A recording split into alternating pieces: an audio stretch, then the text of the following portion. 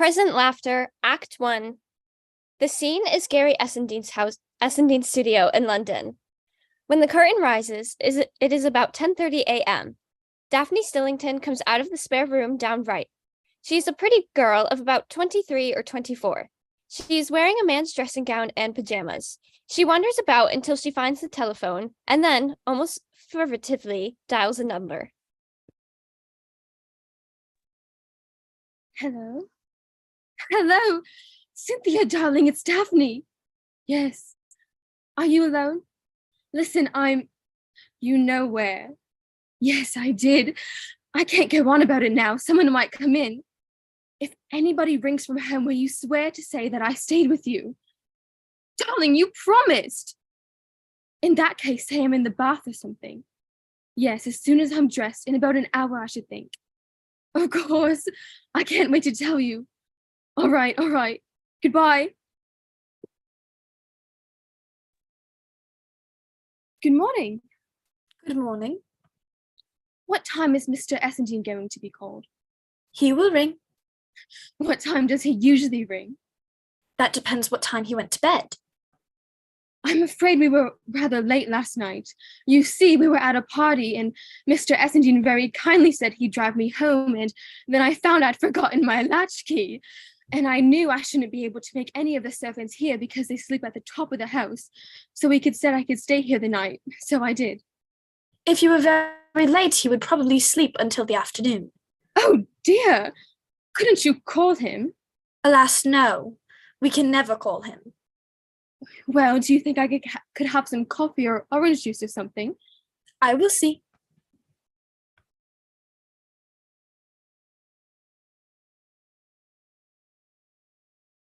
Good morning. Good morning.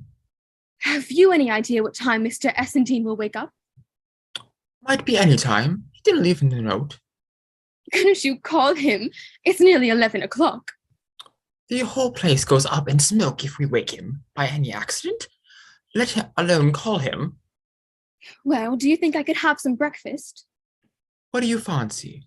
Coffee, please, and some orange juice. Radio. Good morning. Good morning. I am Mr. Essendean's secretary. Is there anything I can do for you? Well, I'm afraid it's rather awkward.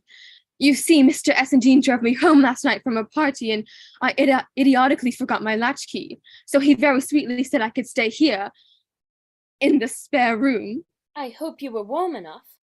Oh, yes, quite. Thank you. It's liable to be a bit nippy in the spare room. I kept the heater on. Very sensible.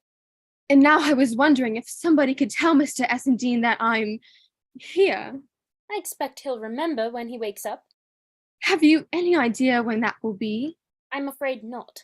If he didn't leave any special time to be called, he might sleep on indefinitely. I don't want to go away without saying goodbye and thanking him. If I were you, I should have some breakfast and dress, and if he isn't awake by then, you can leave a message for him. Have you asked for any breakfast? Yes, I think the man's bringing it. Have you known Mr. Essendine long? Well, no, not exactly. I mean, of course I've known him for ages. I think he's wonderful. But we actually only met last night for the first time. I see. I think he's even more charming off the stage than on, don't you? I can never quite make up my mind. Have you been with him for a long while? Just on 17 years. Oh, wonderful!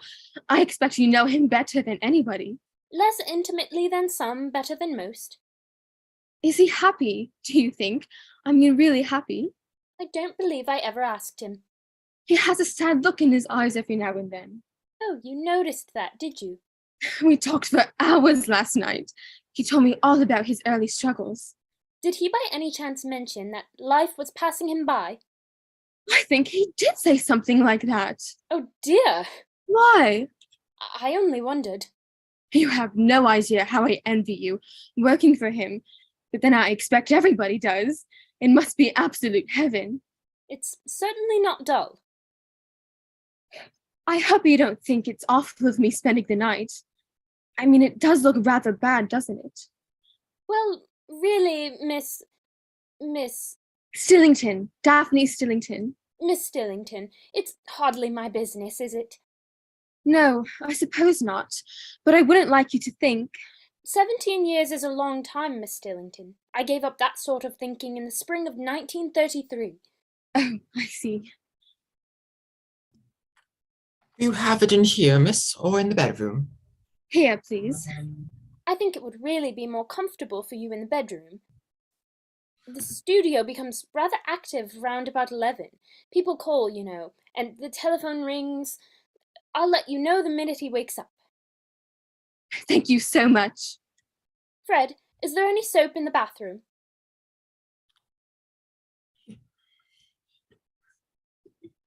Yes, but it's not a tap. It's a bit funny. You have it on turning until Kingdom Come. Did you tell her? She'll find out herself. You'd better send Miss Erickson in to her. She's gone to go get groceries, but I'll tell her when she comes back. Fred, were you here last night? No. This is news to me.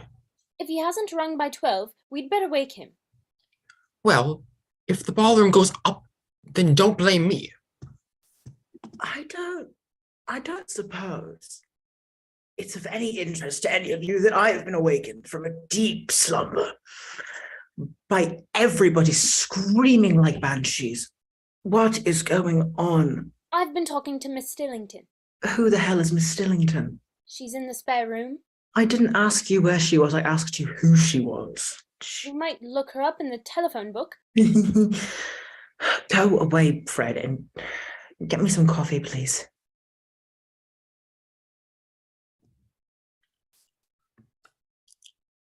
Radio. And don't say radio. Jesus. Very good, sir. Thank you. You met her at a party and brought her home here and told her about your early struggles and she stayed the night? Oh, yeah, she's a darling. I remember now. I'm mad about her. What did you say her name was? Stillington. Daphne Stillington. I knew it was Daphne. I hadn't the faintest idea it was Stillington. How'd she look to you? Restive. Oh, poor sweet. I hope you were nice to her. Has anybody given her anything to eat? Fred took her some coffee and orange juice. And what's she doing now? I don't know, drinking it, I suppose. It's awful, isn't it? What are we to do? She wants to say goodbye to you and to thank you. Whatever for? That, Gary dear, I am in no position to say. Why didn't you tell her to just quietly like a mouse and go home? You know perfectly well it's agony here in the morning with everybody banging about. You might have thought of that before you asked her to stay the night. She had to stay the night she'd lost her key. The sooner we turn that spare room into a library, the better. She's probably sobbing her heart out. Why don't you go and see? Lend me a comb and I will. Here. Ugh. Jeez. Good God, I look 98. Never mind. I bet someday I'll be bald as a coot and then you'll be sorry. On the contrary, I shall be delighted. There will be fewer eager young debutantes willing to lose their latchkeys for you when you've got a toupee perched on the top of your head, and life will be a great deal simpler. I shall never wear a toupee, Monica, however bald I get. Perhaps on the stage, maybe I'll have a little front piece, but in life, never. I intend to grow old with distinction. Well, I'm sure that will be a great relief to us all. Yeah, here's your sordid little comb. Now, do go and do a nice goodbye scene. There's a dear, and get rid of her just as quickly as possible. Monica, I have to do my exercise. You can do those after she's gone. It's like an icebox in that room. I can't go in there in my pajamas. The heater's on. It's been on all night. Very extravagant. Gary! I thought I heard your voice. If you want me, I shall be in the office, Gary. Thank you, Monica. And don't forget that at 1 sharp, Morris is coming to discuss what understudies you are going to take to Africa. No, Monica. And that at 12:30 you have given an appointment to a Mr. Roland Mole. No, Monica, I shall remember. I'm so glad. Goodbye, Miss Stillington. I do hope we shall meet again. Goodbye. Gary, oh Gary, Darling. I'm ridiculously happy. Oh, I'm so glad, darling. Are you? Happy? Yes. There's something awfully sad about happiness, isn't there? What a funny thing to say. Wasn't meant to be funny. I've been in love with you for such a long time. Well, don't say that. Why? What's the matter? Don't love me too much, Daphne, perhaps. Promise me you won't. You'll only be unhappy. No good can come of it, really. Loving anyone like me, I'm not worthy of it, really, I'm not. You're more worthy of it than anybody in the whole world. I'm a child. I'm not a child, I'm 21. 21! If only I were younger. If only you were older. What does age matter when people love each other? Oh, I wonder how tragically often that's been said. It's true. Look at me, Daphne. Look at me kindly, clearly, and honestly. Look at the lines on my face. Look at my eyes. You're not so very old. I did not say I was so very old. I just want you to look at me. As a matter of fact, I'm only just 40. What's 40? Too old for 21. You mean you don't love me? I don't mean any such thing. Do you love me? Say it, do you? Of course I do. Say it. I love you, Daphne. Oh, darling. But this is goodbye. Goodbye. But Gary. Must be. It's inevitable. Not for my sake, my dear, but yours. Last night, suddenly a spark was struck. The flame burned brightly. That was happiness. Something to be remembered always. You're different this morning. You don't love me. You didn't mean any of the things you said last night. Youth never understands. That's what's so absolutely awful about youth. It never understands. I don't know what you're talking about. Listen to me, my dearest. You're not in love with me, the real me. You're in love with an illusion. The illusion that I gave you when you saw me on the stage last night. I ran the risk of breaking that dear young illusion forever. But I didn't. It's still there. I can see it in your eyes. But never again. Never again. Moments like last night. That's all I can dare to hope for now. That's why I'm so lonely. So desperately lonely. But I have learned one bitter lesson in my life, and that lesson is to be able to say goodbye. Harry! Let me go on. Shh. We meet not as we parted.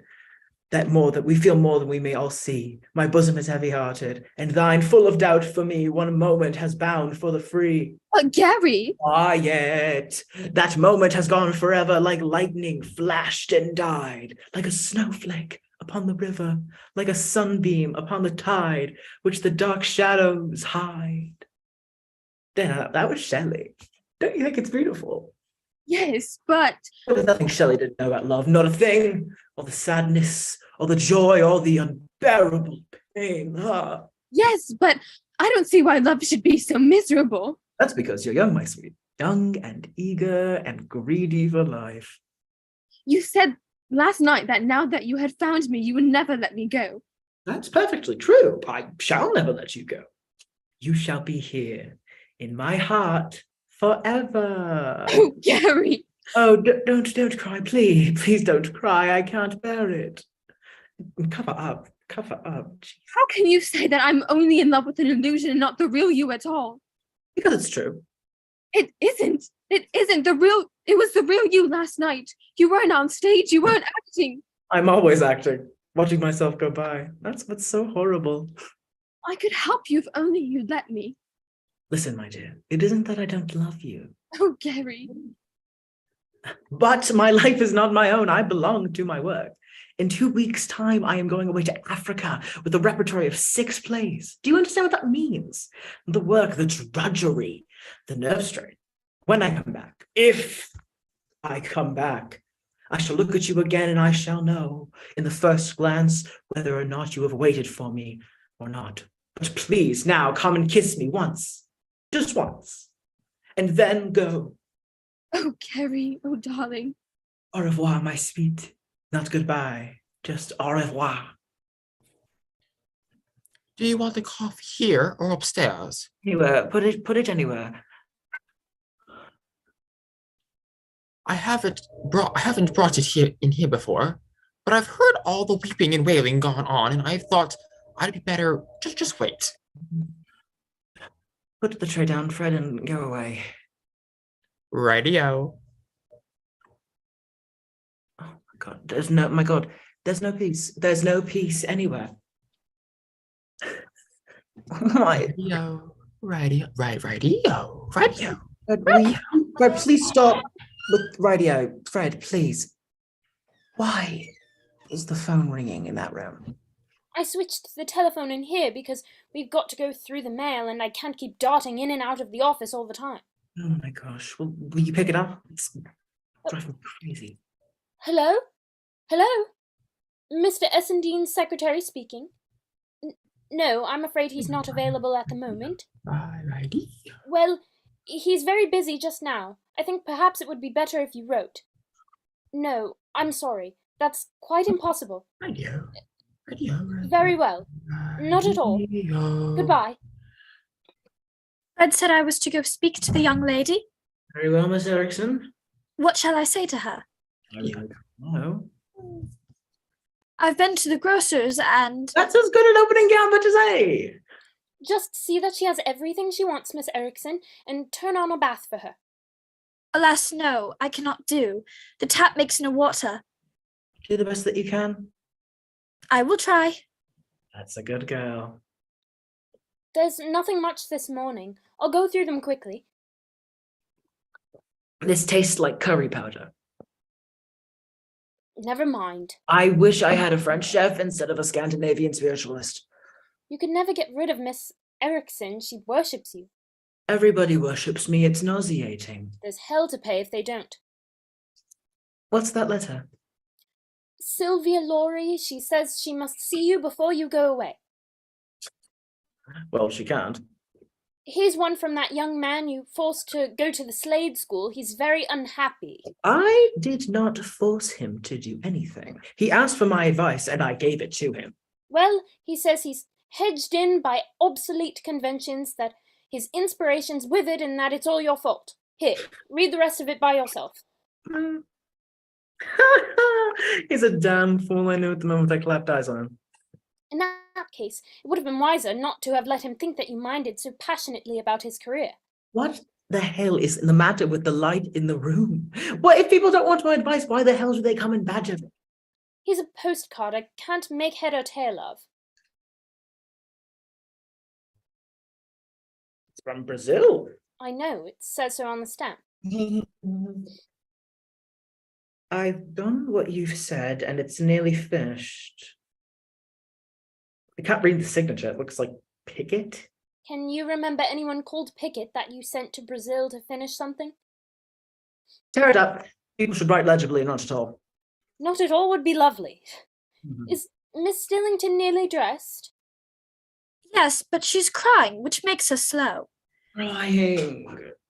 The tap is on the blink. You'd better go upstairs, Gary. Tell Fred. Tell Fred Mr. Essendean wants his bath, Miss Erickson. I will tell Fred. Fred! You better come up here too. We can do the rest of the letters up there. There are only two more. An invitation from Gertrude Lovat. She's giving a coming-out dance for that pimply-looking daughter of hers. Polite refusal. And rather a complicated letter from some Boy Scouts. To hell with them. Apparently you're a patron of their dramatic club and they're giving a performance of Laugther in Heaven and want you to send them a message. All right. Send them one. What shall I say? Monica, dear, don't tell me that you've arrived at the age of 89 and are unable to send a message. It's Boy Scouts. Send them some matches. They sell popcorn, right? Hello? Oh, Hugo. Yes, he's in, but he's just gone to have his bath. Today? I thought you weren't going until the end of the week. Yes, of course. He's not lunching until past. All right, I'll tell him. Hello, Miss Erickson. Is everybody in? Good morning, Monica, dear. Liz, we thought you weren't coming back until tonight. Oh, I came over by plane, loaded with gifts like an Eastern potentate. Here's one for you. How lovely. It's a bottle of perfume and very expensive. Thanks ever so much, Liz. You're a darling. What's God up to? In the bath. I've brought him a dressing gown. How thoughtful. He's only got 18. Oh, don't be acid, Monica. You know how he loves peacocking about in something new. It's nice and thin and highly suitable for Africa. This looks wonderful, Liz. I won't open it until I get home. Miss Erickson looked more peculiar than ever this morning.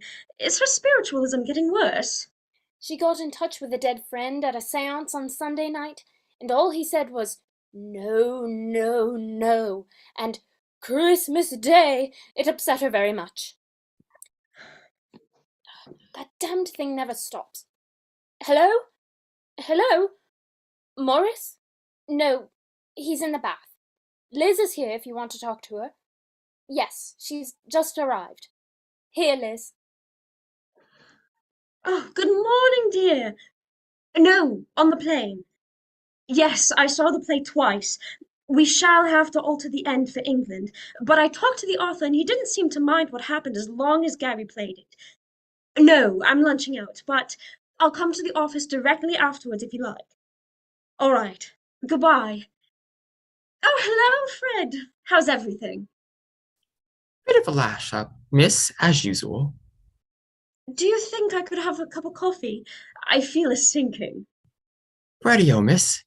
Bring me one too, Fred. Radio. It's very resolute of Fred to go on calling me Miss, isn't it? I think he has a sort of an idea that when you gave up being Gary's wife, you automatically reverted to maidenhood. It's a very pretty thought. Oh, I beg your pardon. I'm so awfully sorry about the bath, Miss Stillington. I didn't match her bit. This is Mrs. Essendine, Miss Stillington.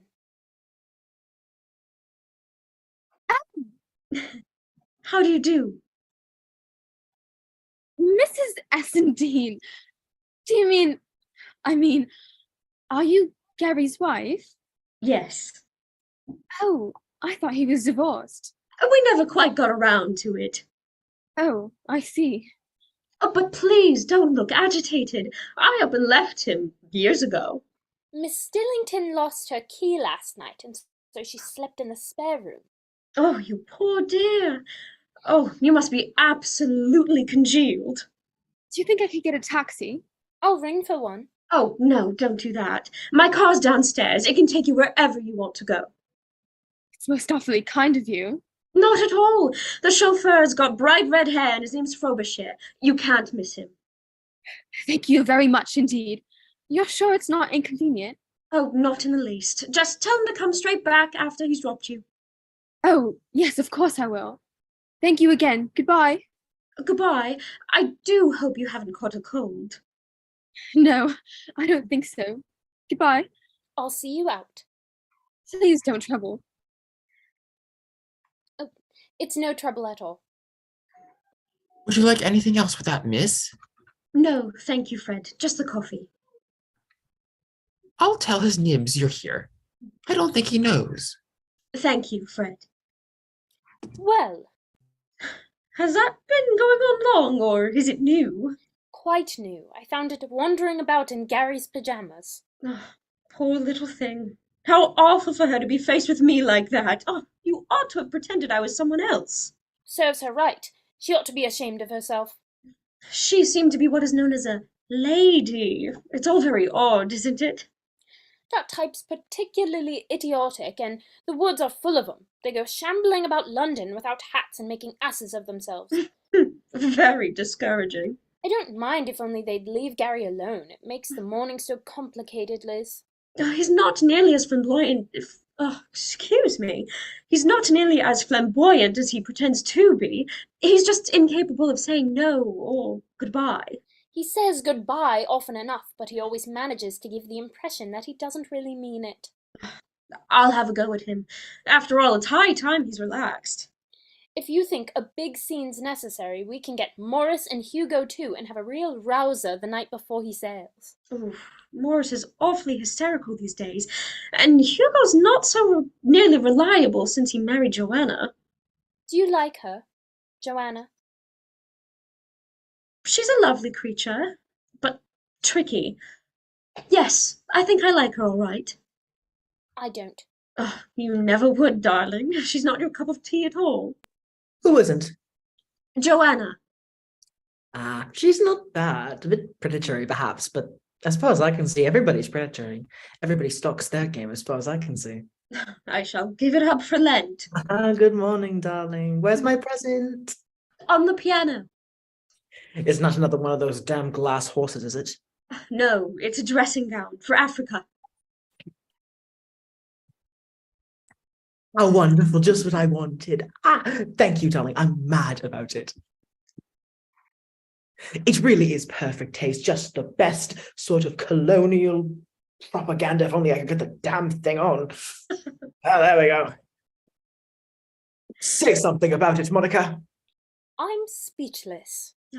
Go away then, Monica. I must talk to Gary before Morris gets here. It's important. You'd better hurry. Mr. Moore will be here in a minute. Who's he? You know perfectly well. He's the young man who wrote that mad play, half in verse, and caught you on the telephone, and you were so busy being attractive and unspoiled by your great success that you promised him an appointment. I can't see him. You want to protect me from things like that. You must see him. He's coming all the way from Uckfield, and it serves you right for snatching the telephone when I wasn't looking. I've noticed a great change in you lately, Monica. I don't know whether it's because you've given up cramming yourself with potatoes, but you've grown very nasty every single day. Go away. I'm going. I shall be in the office if you want me. Of course you'll be in the office, spinning awful plots and intrigues against me. I will if I can think of any. And shut the telephone off. All right. Now then, how was your trip and everything? What did you think of the play? Oh, it was wonderful. That's good. Yes, very. It's a perfect part for you. We shall have to change it a bit, but the author's quite willing to let us do what we like as long as you play it. All right. Now then, I want to talk to you about something.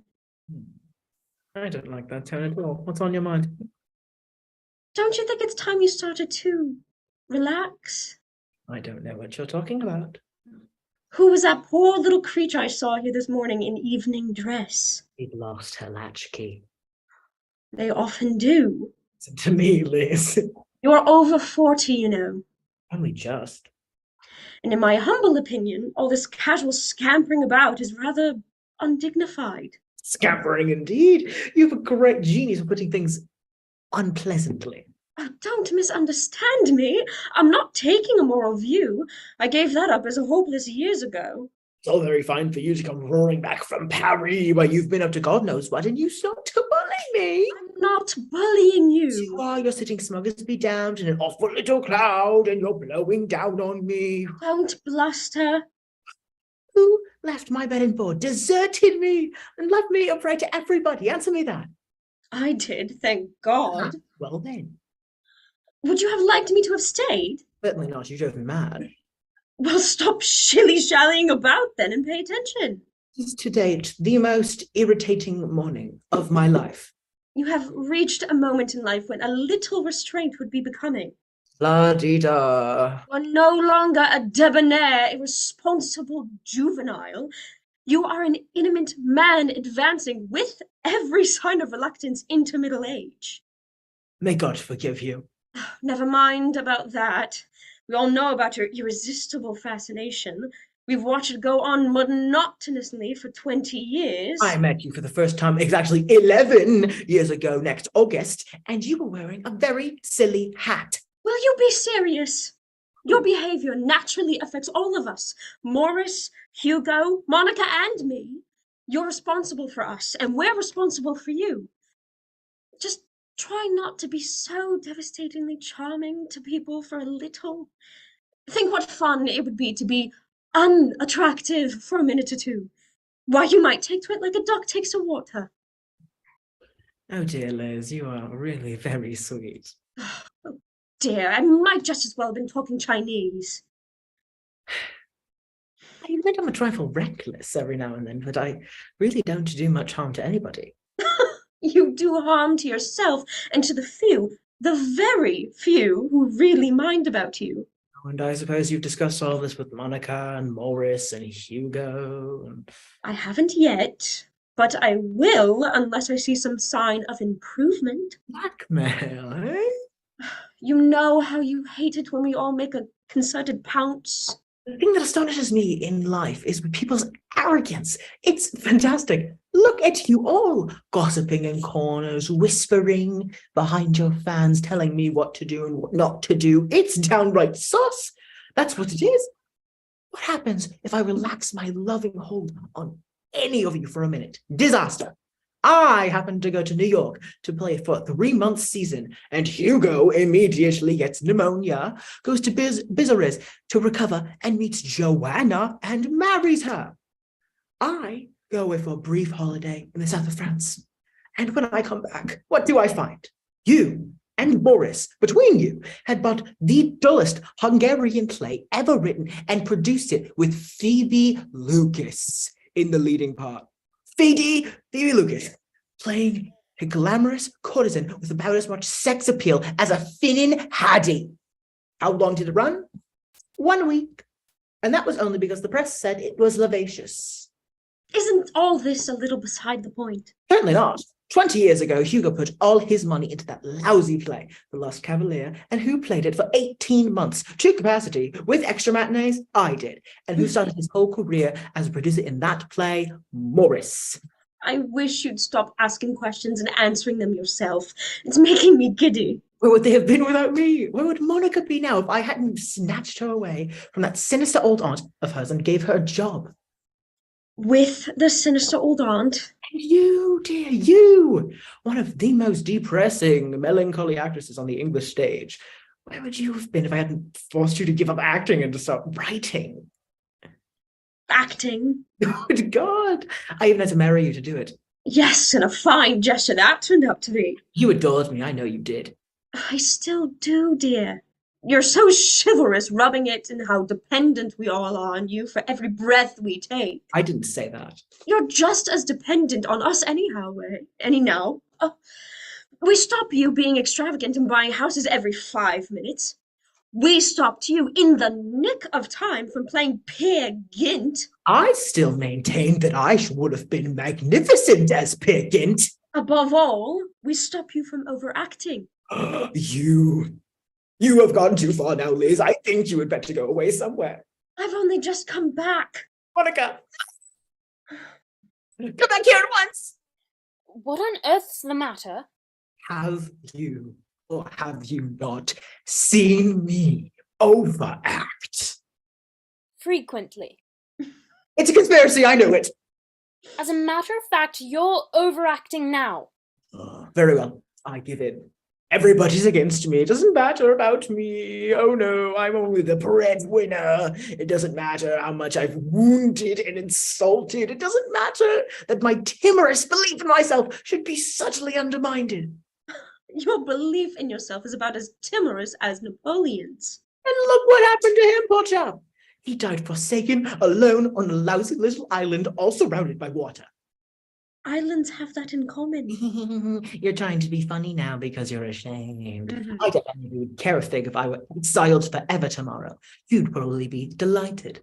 I expect that's why I'm being forced to go to Africa. You're longing to go, and you know it. But, oh, darling, do be careful when you're there. And don't go having affairs with everybody and showing off. Now then, about Morris. I want you to concentrate for a minute. How can I concentrate? You come out here and say the most awful things to me, tear the heart out of me, and jump up and down on it, and then calmly say, now, about Morris, as though you've been discussing the weather. What about Morris? What's wrong? I'm very worried. I think you'll have to do a little of your famous finger wagging. It's Joanna. Joanna. Morris is in love with her. No. Everybody's talking about it. I don't know how far it's gone, or any details, but I do know that if it's true, something ought to be done about it at once. Does Hugo suspect anything? I don't think so. But then he never would he? Until it was shoved under his nose. He ought to never have married that stereotyped diamond-studded siren. I always said it was a great mistake. I don't think she's as stereotyped as all that, but she's dangerous, all right. Good God, it's too tiresome. It really is. It'll upset all the plans for Africa. If Hugo finds out, it might bust up everything. Might stop the whole trip. What are we to do, Liz? There's that beastly young man from Bugfield. Here I am trembling like a leaf. I can't face him. I can't. You've got to, you promised. My life is one long torment and nobody even cares. It might not be the young man at all. It might be Morris. To hell with Morris. To hell with everybody. Don't be idiotic. It isn't Morris. He isn't coming until 1 o'clock. You've got to find out how much truth there is in this Joanna business. I shall be in until 1:15. Telephone me when it's done. I'm When lunching with him. He won't go. I can't give you a detailed report of his love life over the telephone with him in the room. Well, dial my number, and when I answer, just say, I'm sorry, wrong number. Then I shall know. What will you know? That everything's all right. But if you say, I'm so terribly sorry, it's a wrong number, I'll know that everything's wrong and be round in a flash to back you up. Intrigue. Intrigue. My whole existence is enmeshed in intrigue. Have you got that clear? Sorry, it's a wrong number, everything's all right. Yeah. So terribly sorry, it's a wrong number, everything's wrong. Terribly sorry, Sorry, it's it's a wrong bad. number, it's all Sorry, right. it was regular. So sorry, I was terribly on the first sorry. time.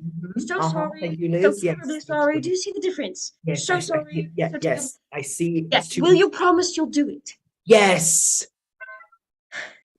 I'll tell you another fascinating thing about my life here. If you care to hear it, nobody in this house ever answers the bell in under half an hour. Miss Erickson, Fred, I'm going now. Remember, I shall be in until I hear from you. Miss Erickson, Fred, Monica? The front doorbell, Miss Erickson, has been pealing incessantly for 20 minutes. Alas, yes, but there's a woman at the back door with a tiny baby. What does she want? I don't know. There was no time to ask her. All the silver's gone by now, I expect. Did you call? Monica, there is a woman at the back door with a tiny baby. Go and deal with her. What does she want? That can only be discovered by asking her. Kindly do so. There's no need to snap at me. Mr. Mole. How do you do? How do you do? This is my wife, Mr. Mole. She just popped in for a minute and is about to pop out again. Oh, how do you do? Goodbye. Don't forget, Gary, I'll be sitting by the telephone. So terribly sorry, Yes. everything's wrong. Yes, I will. I'll remember. Perfect. It's here. It's here. Sit down, won't you? Oh, why, thank you. Cigarette. No, thank you. Mm-mm. Don't you so? No, it happens that I do not. Drink. No, thank you. I've got my own. How old are you? I'm 25. Why? Does it really matter? I just wondered. Oh, well, how old are you, if you so happen to be asking? 40 in December. Jupiter, very energetic. Yes, of course. Oh. So you've come all the way from Uckfield? Oh, it isn't very far.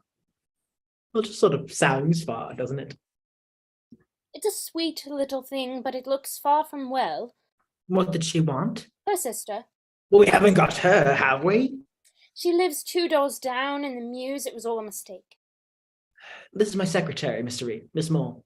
Miss How do you do? How do you do? I have your script in the office if you'd like to take it away with you. Ah, thank you very much. Quickly. Yes, dear. Sit down. I want to talk to you excuse me. Sit down. I'd like to talk with you about your play. I expect you hated it. Well, to be candid, I thought it was a little uneven. I thought you'd say that. I'm so glad I'm running true to form. Well, I mean, which really isn't the sort of thing that even you would like, is it? Then in that case, why on earth did you send it to me? Well, I just took a chance. I mean, I know you only play rather trashy stuff as a rule, and I thought you just might like to have a shot at something deeper. What is there in your play that you consider so deep, Mr. Moore? Apart from the plot, which is completely submerged after the first 4 pages. Well, plots aren't important. It's the ideas that matter. Look at Chekhov. In addition to ideas, I think we might conceive Chekhov a certain flimsy sense of psychology, don't you? Are you trying to say that my play isn't psychologically accurate? It isn't very good, you know. Really, it is. I think it's very good indeed. I understand that perfectly. But you must admit that my opinion might be the right one based on a lifelong experience in the theatre. I think you mean the commercial theatre. Oh dear, oh dear, oh dear. I suppose you'll say that Shakespeare wrote for the commercial theatre, and that the only point of doing anything with the drama at all is to make money. All those old arguments. What you don't realize is that the theatre of the future is the theatre of ideas. That may be, but at the moment I'm occupied with the theatre of the present. And what do you do with it? Every play you appear in is exactly the same, superficial and frivolous, and without the slightest intellectual significance. You have a great following. You have a great following and a strong personality. And all you do is prostitute yourself every single night of your life. All you do with your talent is to wear dressing gowns and make witty remarks when you might really be helping people, making them think, making them feel. There can be no opinions about it. I am having the most discouraging morning. If you want to live in people's memories, to go down to posterity as an important man, as an important figure, you'd better do something about it quickly. There isn't a single moment to be lost. I don't give a hoot about posterity. Why should I worry about what people think of me when I'm as dead as a doornail anyway? My worst defect is that I am apt to worry too much about what people think of me when I'm alive. But I'm not going to do that anymore. I'm changing my methods, and you're my first experiment. As a rule, when insufferable young beginners have the impertinence to criticize me, I dismiss the whole thing lightly because I'm embarrassed for them and consider it not quite fair game to puncture the inflated egos too sharply. But this time, my highbrow young friend, you're going to get it in the neck. To begin with, your play is not a play at all. It is a meaningless jumble of adolescent pseudo-intellectual poppycock. It bears no relation to the theatre or to life or to anything, and you yourself wouldn't be here at all if I hadn't been bloody fool enough to pick up the telephone when my secretary wasn't looking. Now that you are here, however, I would like to tell you this. If you wish to be a playwright, you just leave the theatre of tomorrow to take care of itself. Go and get yourself a job as a butler in a repertory company, if they'll have you. Learn from the ground up how plays are constructed, what's actable and what isn't. Then sit down and write at least 20 plays, one after the other, and if you can manage to get the 21st produced for a Sunday night performance, you'll be goddamned lucky. What? I had no idea you were like this. You're wonderful. Oh my God.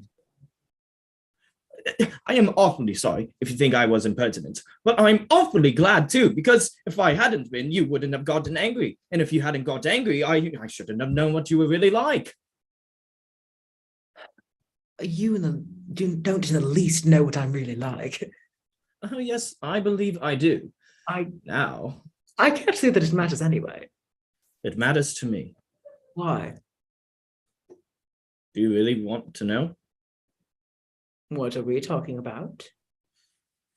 It's rather difficult to explain, really. What's difficult to explain? The way I feel about you. Now look here, young man. No. Please, let me speak. You see, in a way, I've been rather unhappy about you for quite a long time. You've been sort of an obsession with me. I saw you in your last play 47 times. One week I came every night because I was up in town trying to pass an exam. And did you pass it? No, I didn't. I'm not entirely surprised. My father wants me to be a lawyer. That's what the exam was for, in fact. But actually, I've been studying psychology a great deal because I felt somehow that I wasn't at peace with myself. And gradually, bit by bit, I began to realize that you signified something to me. What sort of something? I don't quite know. Not yet. That not yet is the most sinister remark I've ever heard. Don't laugh at me, please. Seriously, please don't stop laughing at me. I am always sick if anyone laughs at me. You really are the most peculiar young man. No, I'm all right, though. I feel fine. I'm delighted. Can I come and see you again? I'm afraid I'm going to Africa. Would you see me if I came to Africa too? Oh, no. No, I think you'd be much happier in Oakfield. I expect you think I'm mad, but I'm not really. I just mind deeply about certain things.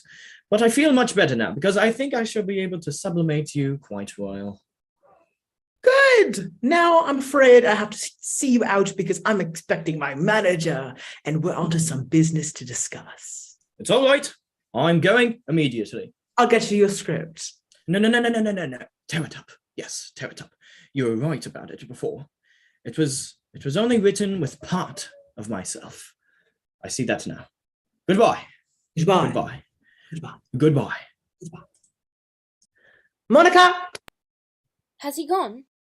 If that young man ever rings up again, get rid of him at all costs. He's as mad as a hatter. Why? What did he do? He started by insulting me and finished by sublimating me. Poor dear, you look quite shattered. Have a glass of sherry. Those are the first kind words I've heard this morning. I think I'll have a nip too. What time is it? 20 to 1. That's Morris. Here you are, dear. Thank you.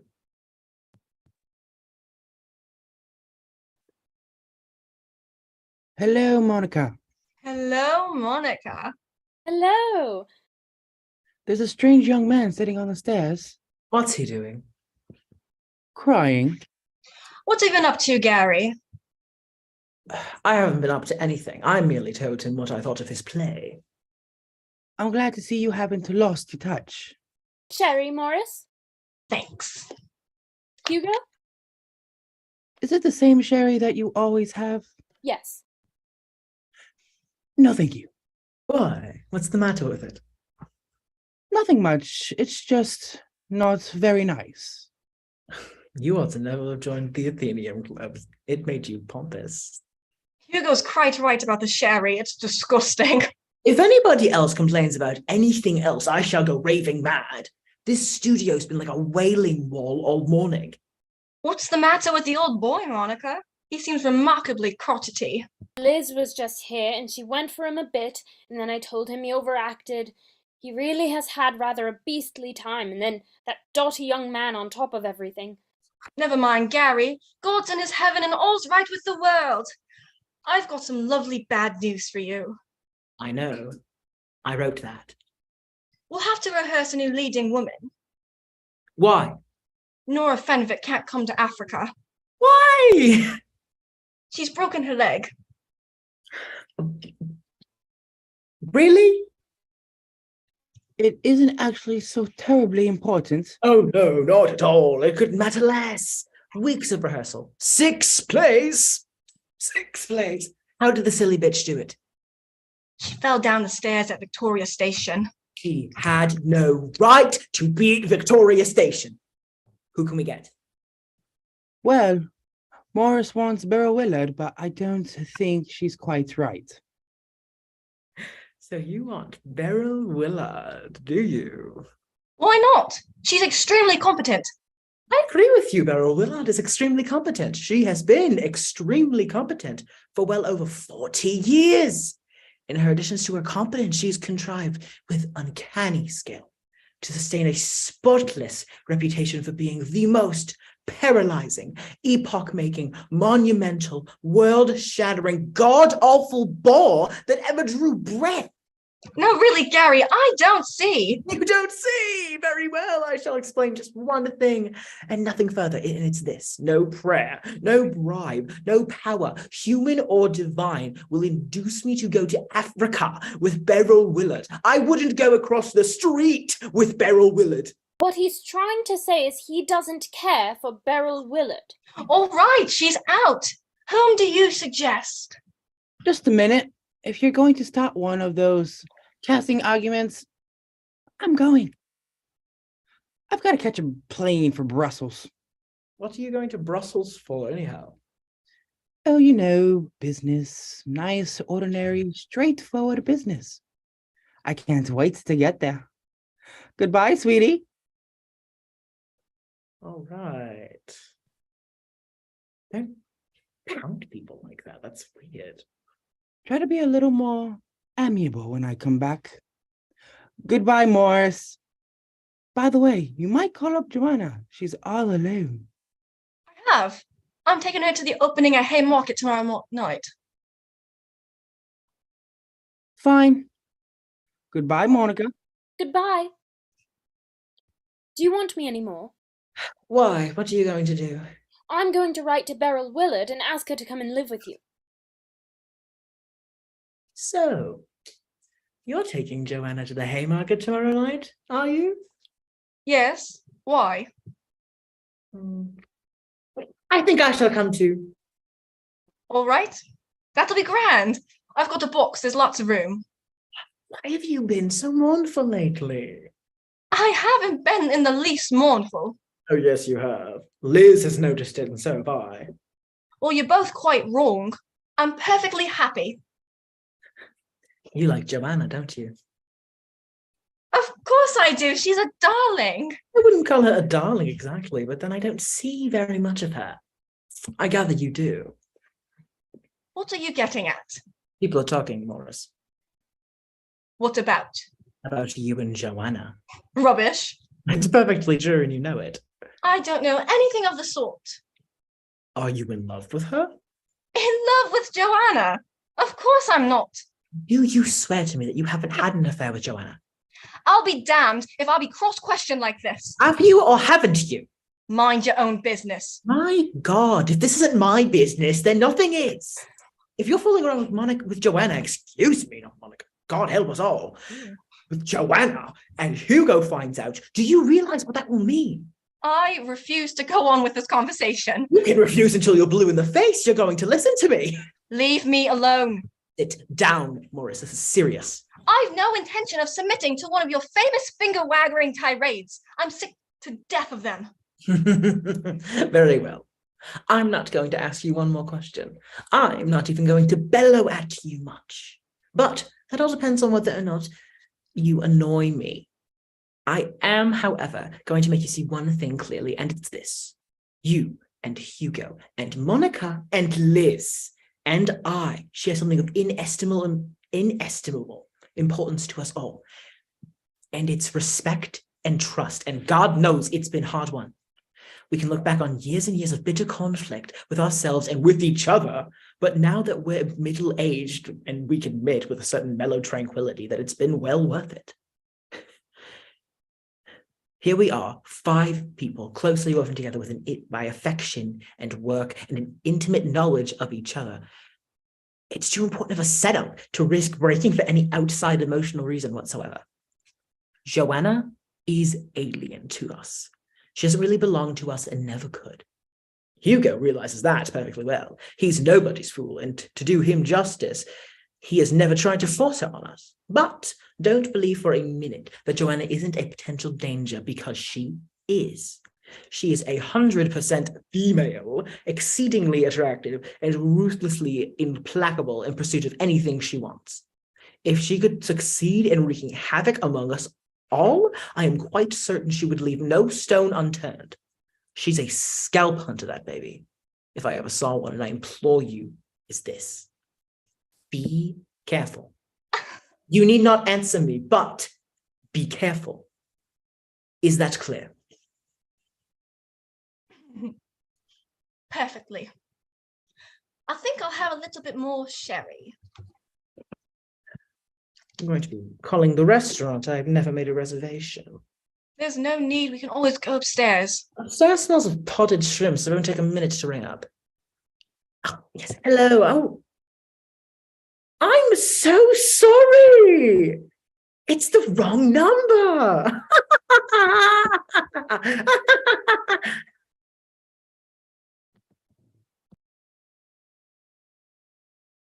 Act 2, Scene 1. The time is midnight. 3 days have elapsed since Act 1. Gary is playing the piano. When the curtain rises, the studio is pleasantly but not too brightly lit. Gary, wearing a dressing gown over his evening clothes. Presently, Fred enters from the kitchen. He is very smartly dressed in a dinner jacket, and he carries a soft black hat. Oh, you're very dressy. Where are you going?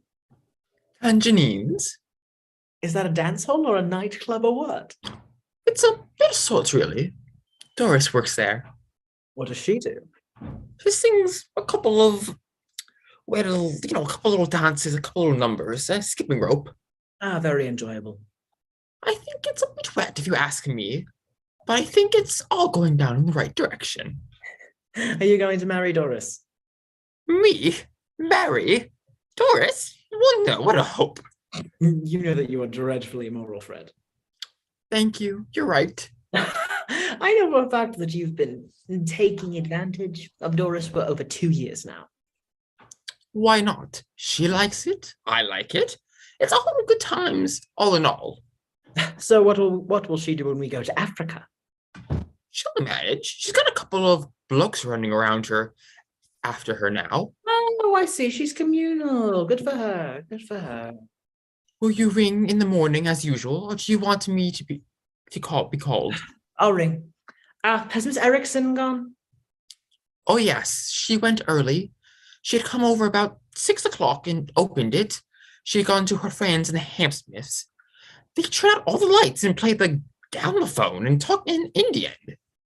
I suppose it makes her happy. That's all right. She's a good worker, but if you ask me, she's a bit scanty. You can't have them all, can you? No, Fred, you can't.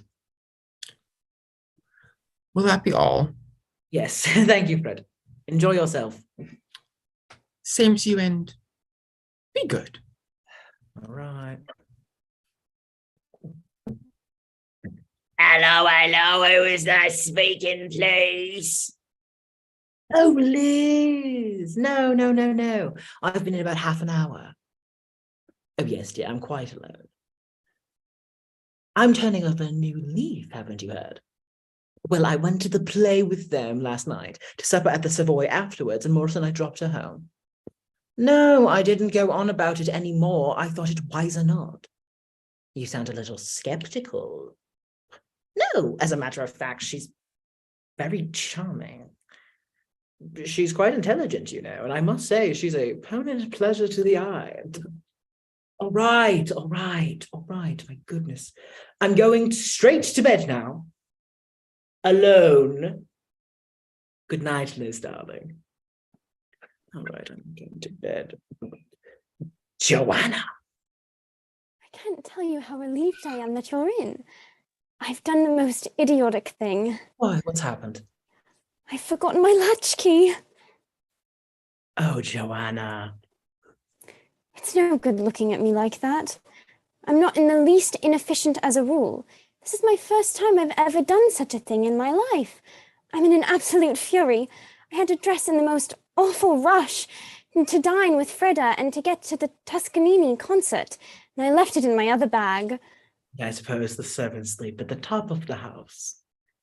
They do more than sleep. They apparently go off into a coma. I've been battering on the door for nearly a half hour. Would you like a drink? Very much indeed. I'm exhausted. We must decide what's best to be done. Telephone booth just now and rang up Liz, but she must be out because there wasn't any reply. You rang up Liz and there wasn't any reply. Yes, I hadn't any more change and the taxi Man hadn't either. I came straight here. Here you are. Thank you. Cigarettes? No, thank you. You're looking very whimsical. Don't you believe me? Of course I believe you, Joanna. Why on earth shouldn't I? Don't know. You always look at me as though you didn't trust me an inch. It's a shame because I'm so nice, really. I'm sure you are, Joanna. Know that voice, Gary. You used it in every play you've ever been in. Complete naturalness is my strong suit on the stage. You've never liked me, really, have you? No, not particularly. I wonder why. I always had a feeling you were rather tiresome. In what way tiresome? I don't know. There's a certain arrogance about you, perhaps a little too much self-assurance. You don't care for competition, I see. You're lovely looking, of course. I always thought that. Thank you. If perhaps a little too aware of it. You're being conventionally odious, but somehow it doesn't quite ring true. But then you never do quite ring true, do you?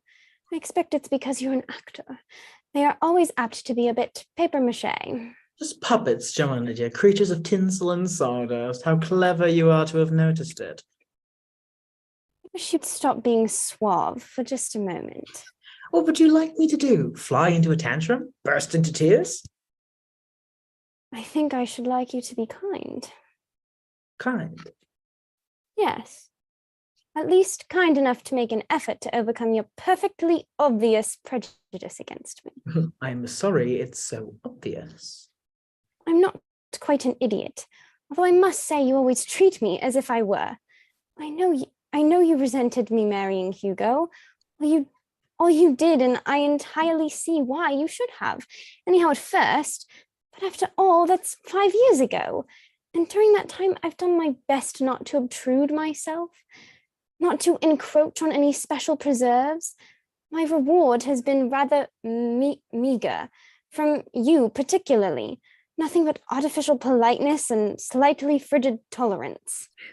Poor Joanna. I see my appeal has fallen on stony ground. I'm so sorry. What is all of this? What are you up to?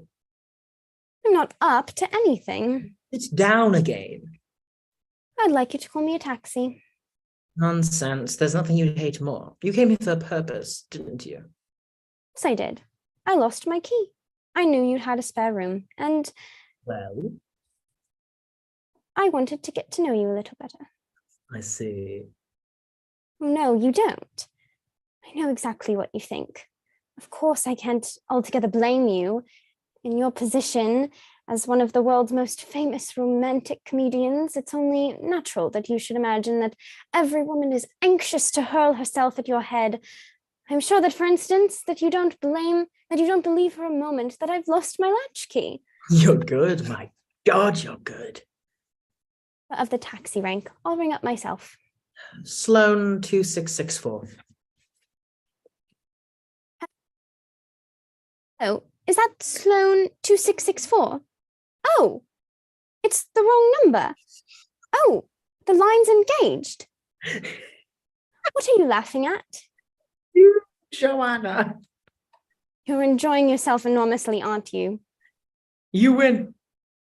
Give me that telephone and don't be so infuriating. Have another drink? No, thank you. Cigarette? No. Please. I'm sorry. I wish you were really sorry. Maybe I am. I could cry now. You know, very effectively, if only I had the technique. Technique's terribly important. Dear. Conversation seems to have come to a standstill. I think perhaps I would like another drink after all. A very small one. Good soupkin. Make me feel extraordinarily self-conscious. Of course, that's one of your most renowned gifts, isn't it? Frightening people. You're not going to pretend that I frighten you. Personality, I expect. Plus a reputation for being, well, rather ruthless. Amorously or socially? Both. Well, how are we doing? But I think That's a very pretty dress. I wore it for Toscanini. He frightens people too, when they play the wrong notes. Strangely young every now and then. It would be nice to know what you were really like under all the trappings. Just a simple boy, stinking with idealism. Sentimental too, almost Victorian at moments. Spend my hours at the sampler. Are you happy on the whole? Ecstatically. You never get tired of fixing people's lives, of being the boss, of everyone adoring you and obeying you? Never. I revel in it. I suspected that you did, but I wasn't sure. Would you like me to play you something? No, thank you. Why ever not? You must be mad. Just musical. Snappy too. Quite rude, in fact. So that was rather rude, wasn't it? I'm sorry. Never mind. What shall we do now? Do? Is there any necessity to do anything? I don't know. My social sense is telling me that something is demanded of me, and I'm not quite sure what that is. That's why I suggested playing to you. So glad I'm an adult. You must be pretty shattering to the young and inexperienced. You glitter so brightly, all the little bells tinkling. I sound like a circus horse. You are rather like a circus horse. As a matter of fact, prancing into the ring to be admired, jumping with such assurance through the paper loops. Now listen, Joanna, you've got to make up your mind. This provocative skirmishing is getting me down. What do you want? I want you to be what I believe you really are. Friendly and genuine, someone to be trusted. I want you to do me the honor of stopping your eternal performance for a little. Bring down the curtain, take off your makeup and relax. Everyone keeps telling me to relax. You can hardly blame them. Shouldn't I be vulnerable then, dear Delilah? Shorn of my nice silky hair? So afraid of being vulnerable. I should think it would be rather a relief. To be perpetually on guard must be terribly tiring.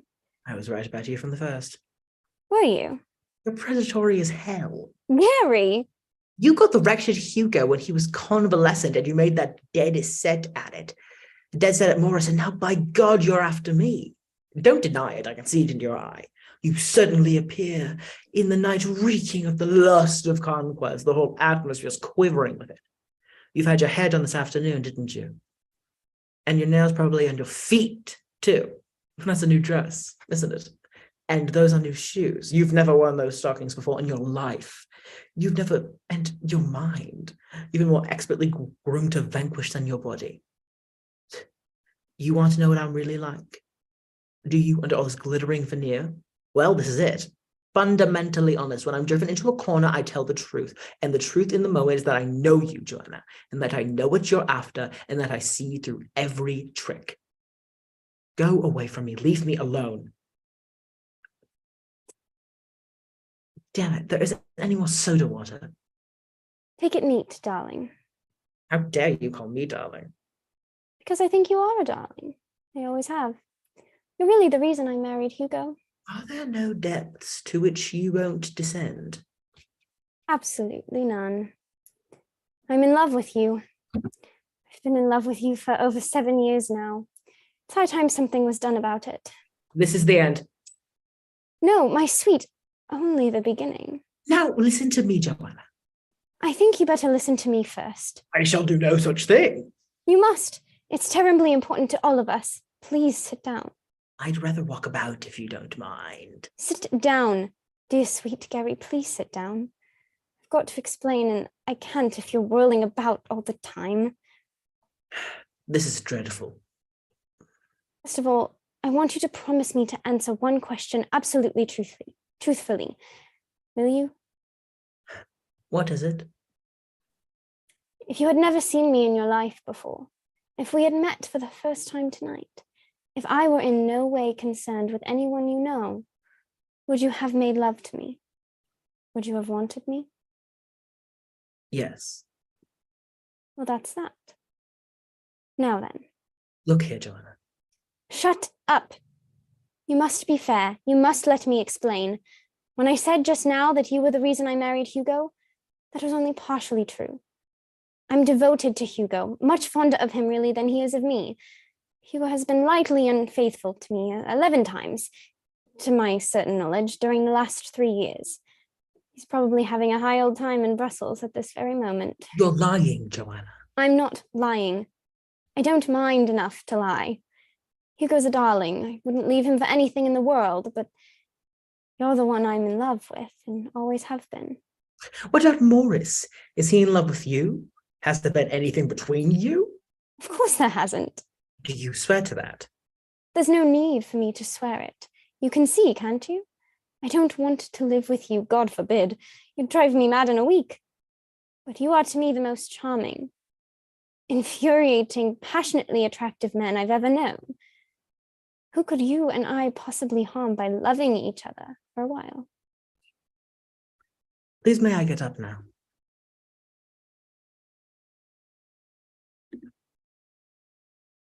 Act 2, Scene 2. The time is about 10:30 the next morning. The curtains are drawn and the studio is dim. Joanna comes out of the bedroom right wearing pajamas and the same dressing gown that Daphne wore in Act 1. She wanders around the room for a bit looking for her bell. Miss Erickson comes out of the kitchen.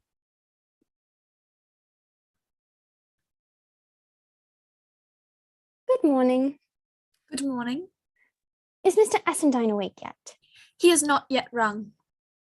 I wonder if you'd be very kind and tell him that I am awake? Alas, no. He would be crazy with anger. Would he indeed? I shall be crazy with anger myself unless I have some breakfast. I have been ringing that bell in there for an hour. It does not work. Oddly enough, that dawned on me after a while. It is the mice. They eat right through the wires. They're very destructive. Radio. Radio. Radio. Radio. Good morning. Good morning, miss. Oh dear. I beg your pardon? You're Miss Lipotent, aren't you? Yes, I am. Woo! Oh my, rightio. That, I gather, was Mr. Essendine's valet. Does he always behave like that? He was a steward on a very large ship. Most of the ship stewards I have met have good manners. He is the only one I know. Would you bring me some China tea, some thin toast without butter, and a soft-boiled egg, please? We have no tea and no eggs either, but I will make some toast with pleasure. Any coffee? Yes, we have coffee. Well, please bring me some as quickly as you can. I will tell Fred. And as he was on such a large ship, perhaps he could do something about the faucet in the bathroom? Alas, he was not a bathroom steward. Joanna? Good morning, Monica. Joanna? Thank heaven you've come. I've had such a complicated chat with the housekeeper. Did you stay the night here? Yes, wasn't it sweet of Gary to let me? I did the most idiotic thing. I lost my latchkey. You lost your latchkey? I was in absolute despair, and then I suddenly thought of Gary. You suddenly thought of Gary?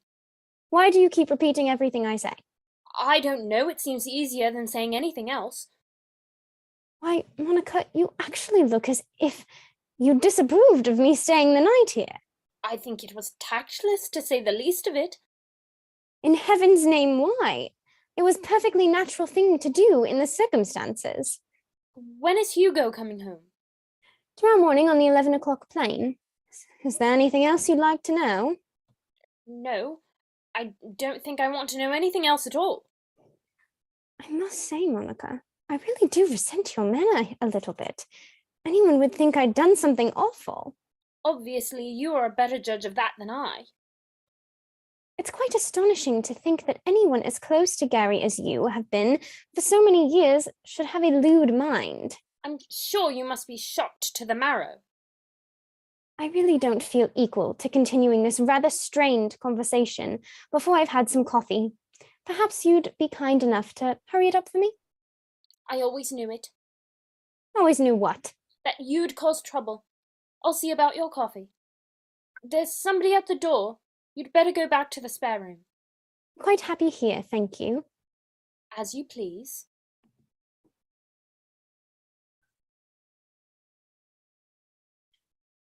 Good morning, Joanna. Is This is a surprise. I tried to get you for hours last night. I lost my latchkey and was in the most awful state, but you weren't in. I was in from 10 o'clock onwards. You must have been ringing the wrong number. I rang the number you gave me. Then I must have given you the wrong number. If you want me, Liz, I shall be in the office. I do want you, Monica, so don't budge. Ah, breakfast.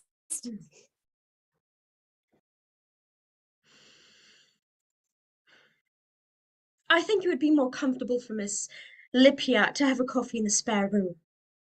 I'd rather have it here, if you don't mind. I'd like to see what's going on.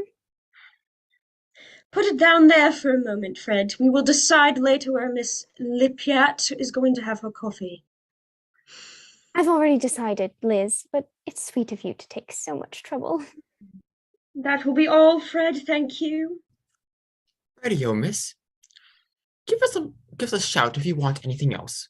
Thanks, I will. And he used to be a steward on a liner? I suppose Gary hasn't called yet, has he? No, I don't think so. Shall I go and wake him now? No, not yet. You should be awakened at once, Liz. It's disgraceful lying in bed on a lovely morning like this, so unhealthy. He'll be getting fat and flabby if he's not careful. I wish to God he will. I wonder what she put in this coffee, apart from the coffee, I mean. Weed killer, if he had any sense. You're really being remarkably offensive, Monica. One always hears that the secretaries of famous men are rather frustrated and dragon-like. The only thing that's frustrating me at the moment is a wholesome fear of the gallows. Poor thing. She's aged a lot since I first met her. I suppose she's mad about Gary, like all of us. All of us, Joanna? I must say he is enchanting. We had the most lovely talk last night. I think it would be better if neither Hugo or Morris knew you stayed the night here, Joanna. Good heavens, why? Hugo wouldn't mind a bit. I wouldn't be too sure if I were you. Anyhow, Morris would. Morris? What on earth has Morris to do with it? Now listen, we haven't much time to waste fencing with each other. I know perfectly well that you've been unfaithful to Hugo with Morris, so you needn't trouble denying it any further. It's the most abominable lie. Unfortunately, I dined quietly with Morris last night at the Ivy. He was very upset and became rather hysterical, as you know he sometimes does, and he told me everything. How dare you? How dare he discuss with you or with anyone else? I don't think Gary would like to know that you had been Morris's mistress, as well as Hugo's wife. And I don't think Morris would like to know that you've been Gary's mistress, which I suspect you have. What are you talking about? And I don't think Hugo would like to know anything about any of it. Are you trying to blackmail me? Yes, I am. And you'd be low enough to tell Gary? Yes, and Morris and Hugo. I'll tell them all unless you do as I say. I suppose you're still in love with Gary yourself. I certainly do love him. I love Hugo and Morris too. We've all been devoted to one another for many years, and I'm not taking any risks of you even upsetting it temporarily. You're going to do what I tell you. And what if I don't? You'll be out, my dear, with all of us, forever. With Gary, most of all, quite soon. You're very sure? Absolutely positive. I know Gary very well, you know. After all, I've had every opportunity. It's a pity you ever left him. For him, yes, I think it is. And why should you imagine that I should mind so terribly being out with all of you, as you put it? Because you made such a terrific effort to get in. You'd had better results and much quicker, too, if you hadn't been so determined to be alluring. I've never been talked to like this in my life. Are you going to be sensible and do what I ask you to or not? Asked me anything yet? I want you to promise me that you won't see Gary again before he goes to Africa. Lee?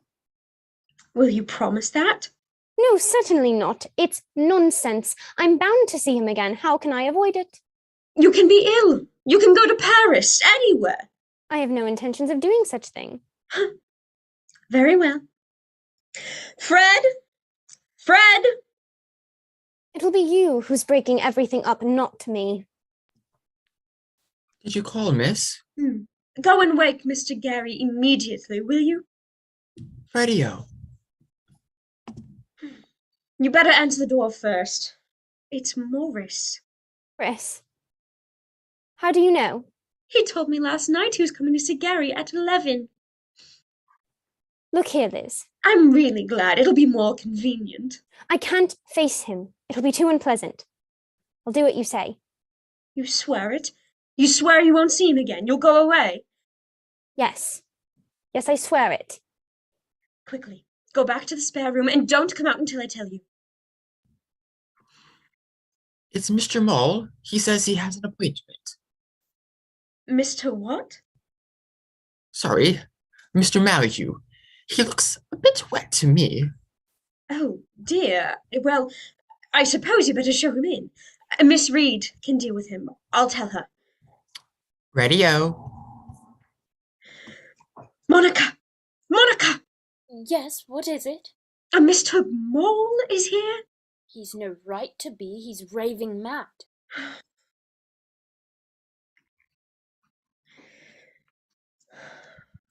Oh, how do you do? We met before, do you remember? Yes, very well. Just the other day. Have you an appointment with Mr. Essendine?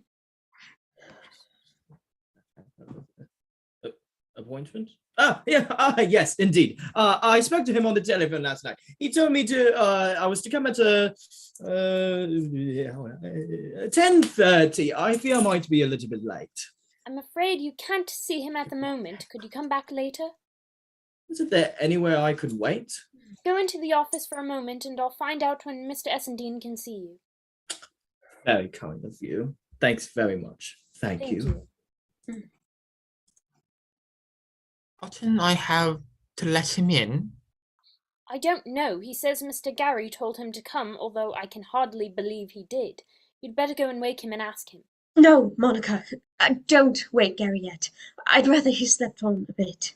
All right, Fred. We'll call him later. It's the same to me. Listen, Monica. I've guaranteed that you and I won't say a word to Hugo or Morris or anybody about her being here if she swears not to see Gary again before he goes. Did she? Yes, she did. But Morris will be here any moment, and it's going to be awkward. There's a telephone in the spare room, isn't there? Yes. Is it the same number as this, or different? It's the private wire. This one is an extension of the office. What's the number? You know it. The private line, Sloane 2642. There he is. Leave this to me. I'll explain later.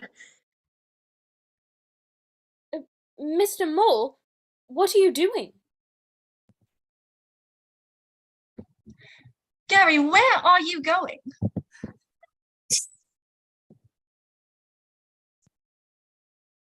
Out. Out where? I suppose I can go out if I want to, can't I? I never even knew you were up. You are a dark horse and no mistake. Don't be impertinent, Fred, and go away. All right. The gentleman's in the office and the lady's in the spare room. If you happen to want either of them. Lady? What lady? What's he talking about? That boy's off his rocker. Really, Gary, you're impossible. Who's in there? I would be very much obliged if everyone would mind their own goddamned business. For heaven's sake, get rid of her. I've got to talk to you. I'm in a bad way. What's the matter? Get rid of her first. How can I get rid of Whoever her? she is. How can I get rid of her? She may be in the bath. Tell her to hurry then. Now look here, Morris. If you won't, I will. Morris, I forbid you to go near that room. Will you please come out as soon as you can? Liz, it's you. It's you! Of course. Who did you think it was? Yes, who did you think it was? What on earth are you making such a fuss about, Gary? I make a fuss? I don't know what you mean. Why are you so completely dressed so very suddenly? You were asleep a few minutes ago. Oh, no, I wasn't. I most gravely doubt whether I shall be able to ever sleep again. Perhaps your conscience was troubling you. I can't for the life of me. Well, imagine why everyone is so beastly to me. To be away from the lot of you.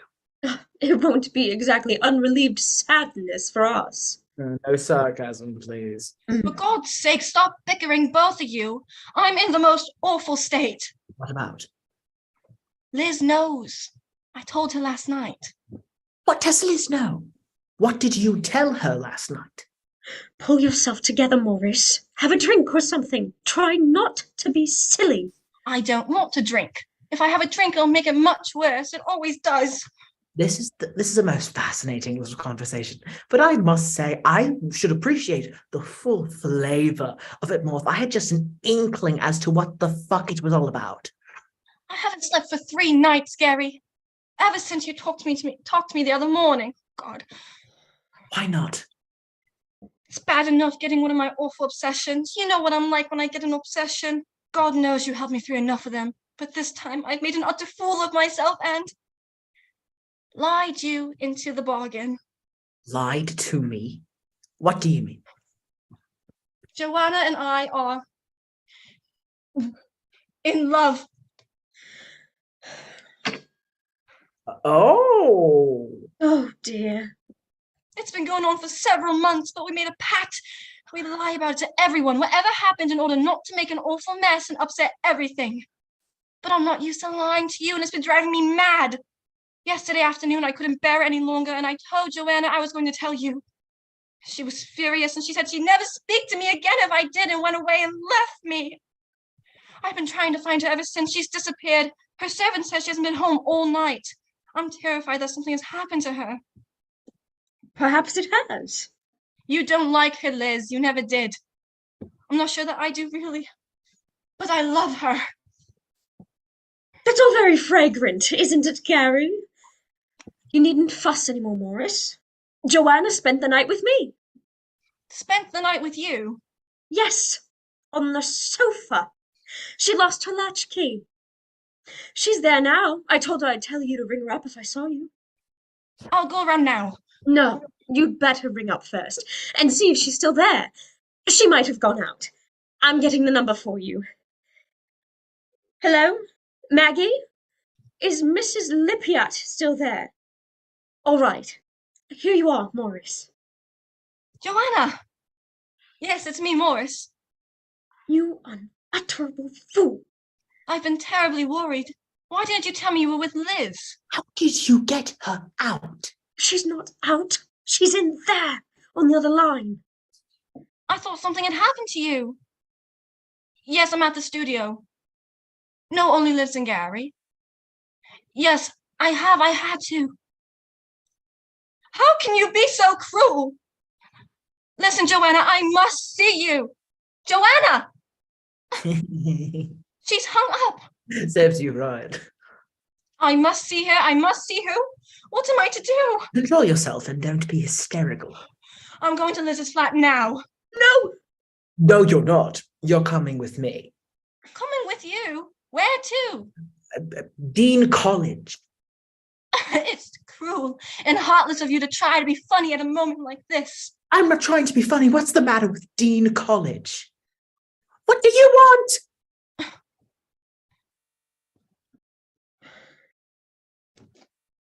Monica, what do you want? Did you, or did you not, give an appointment to Mr. Mole this morning? I most emphatically did not. He terrifies the life out of me. Well, he's here. I'm afraid I have told a wicked lie about the appointment just now, but I must see you. It's very, very important. Please, Mr. Mole. I wanted to tell you that it's all right. What's all right? What I felt about you. I want to tell you that I've got the whole thing straightened out. I'm absolutely delighted, and I congratulate you from the bottom of my heart, but you really must go away now. Please go now, Mr. Mole. Mr. Essendine is in the middle of a conference. Like hell I am. Miss Erickson, there's somebody at the door. I have not the remotest idea of who it is, but I strongly suspect it is a silly son of a bitch who is madly in love with me. Mr. Mole, I really do think it would be better if you were to come back later. Couldn't I stay a little longer? I mean, come on. You see, every moment I near him, I get smoother and smoother and smoother. My whole rhythm improves tremendously. Where's Joanna? She's disappeared. I thought you weren't coming back until tomorrow. She hasn't been home all night. Nobody knows where she is. It's all right, Hugo. She stayed with me. But I rang up Maggie and she said she hadn't seen her. There's a reason for that. I'll explain later. Something's happened. I had a presentiment in the aeroplane. I always have a presentiment in an aeroplane, a presentiment that I'm going to be sick. I think I'm going to be sick here. But why did Maggie say Ring her up if you don't believe me. Monica, get my flat on the telephone. How do you do, Hugo Lipiat? Well, my name is Roland Mole. How do you do? Morris, Roland Mole. I don't think we've met. Go back to your nest, Mr. Mole. Yes, Hello? Gary. Hello, Joanna? Hold on a minute. Hugo wants to speak to you? Yes, he's here, in the studio. Darling, you gave me the most awful fright. No, I got through everything yesterday and there was no sense in staying. I sent a telegram. No, I couldn't think what had happened. Yes, we're all here. Are you coming back to the house? All right. I'll be in to change in about half an hour. Very well, darling. I'll tell her. She says she's going out in a minute. Tell her to stay where she is. I'll pop in and see her presently. Liz says to stay where you are and she'll be around presently. What? What's she say? She says she feels as if she were in a French farce. She sounds upset. That's the telephone. It never stops ringing. Tell her to shut it off. Liz says you're to shut off the telephone. Joanna. Hello? She's hung up. There's Lady Saltburn outside. Lady who? Lady Saltburn. She says she has an appointment for 11:30. Good heavens! What's today? Black Thursday. Thursday? I'd completely forgotten. Lady Saltburn's niece, you promised you'd give her an audition and recommend her to the Royal Academy or something, don't you remember? No, I do not. She must be sent away immediately. We can't send Lady Saltburn away. She gave us £50 for the Footlights Fund. How can I possibly listen to people's nieces this morning? I'm on the verge of a nervous breakdown already. Why? What's happened? Too much, Hugo. Far too much. You must see her. No. It won't take a minute. No. It would be most terribly rude not to after all you've promised. No. Ask her in, Fred. Radio. Oh my God. All right. Well, We'd better go. I'll come back later, Gary. Liz, Hugo. All right. We'll go to Liz's flat and talk to Joanna. No. I must go to the office and you must come with me. It's urgent. It's all very exciting, isn't it? Lady Saltburn. Mrs. Stillington. thank you, Monica. You are a great comfort to me. Mr. Essedine, this is so charming of you. Oh, not at all. It's a pleasure. This is my niece, Daphne. I believe you know her mother years ago. She died, you know, in Africa. How shocking. I've been longing to meet you, Mr. Essendine. I've loved everything you've ever done. How very nice of you. Daphne simply wouldn't give me peace of mind until I rang your secretary and absolutely implored for an appointment. Oh, she's so tremendously keen, you know. She must be. I must introduce you to everybody. My wife, my secretary, Miss Reed. How do you do? You were so kind on the telephone. And Mr. Dixon, Miss Lipat, Mr. Mole. Oh, this is quite the peep behind the scenes. One peep is quite enough. This is the most thrilling moment of my life. Mr. Essendine, I've always wondered what you'd be like close to. You mustn't embarrass Mr. Essedine, Daphne. I'm sure he understands, don't you, Mr. Essendine? Of course, my dear. I understand perfectly, but I'm afraid I can only give you just a few minutes. You see, I'm terribly busy. Just now making arrangements for my tour in Africa. I had no idea you were going to Africa. How very interesting. You simply must pay a visit to my brother-in-law. He lives in the most beautiful mountain on the top. God, I can hardly wait. I do hope you'll forgive us, but we have to go now. Goodbye. How sad. Goodbye. Liz? I'm staying here for a little. I'll come later. Bye, Lady Saltburn. Goodbye. Goodbye, Mr. Mole. No, I'm staying too. Are you ready, Daphne? You know how busy Mr. Essedine is. I'm sure it's very sweet of him to see us at all. We mustn't impose on him. Yes, I'm ready. What are you going to do? Nothing very much. I'll try not to bore you. You see, I want you to hear me so very much. It means everything to me. You will hear me, won't you? You can hear me, can't you? Daphne, really? What are you talking about? Mr. Essendine understands. Don't you, Mr. Essendine? Mr. Essendine understands everything. He spends his whole life understanding absolutely everything. And what nobody else seems to understand is the strain of what is driving him step by step into a suicide's grave. Don't be affected, Gary. My wife, Lady Saltburn, has left me several years ago. Knowing regret has embittered her. There's nothing worse than regret, Gary. I mean, look at Chekhov, he knew. We have no time at the moment to look at Chekhov, Mr. Mole. What are you going to do? Sing? Please don't be nervous.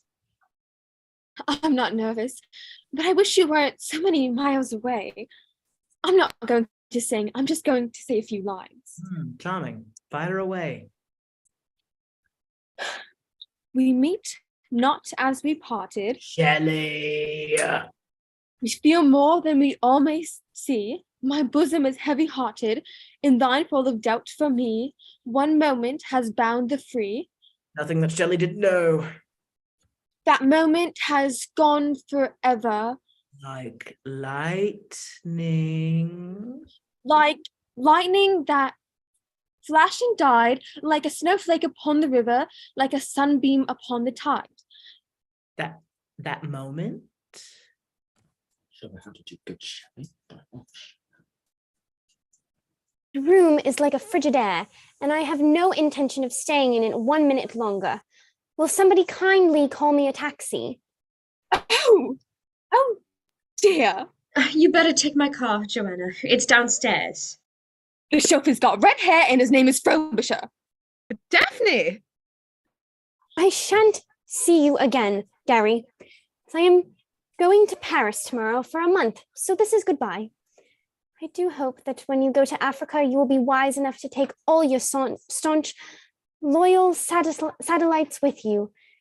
It's too dangerous for a little tinsel star to go twinkling off alone and unprotected. Please don't imagine that I haven't enjoyed the circus enormously, because I have. But in the circuses I've been used to, it was always the ringmaster who cracked the whip, not the clown. Goodbye. Oh!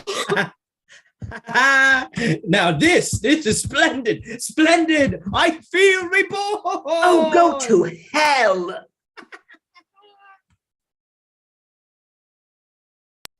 Act 3.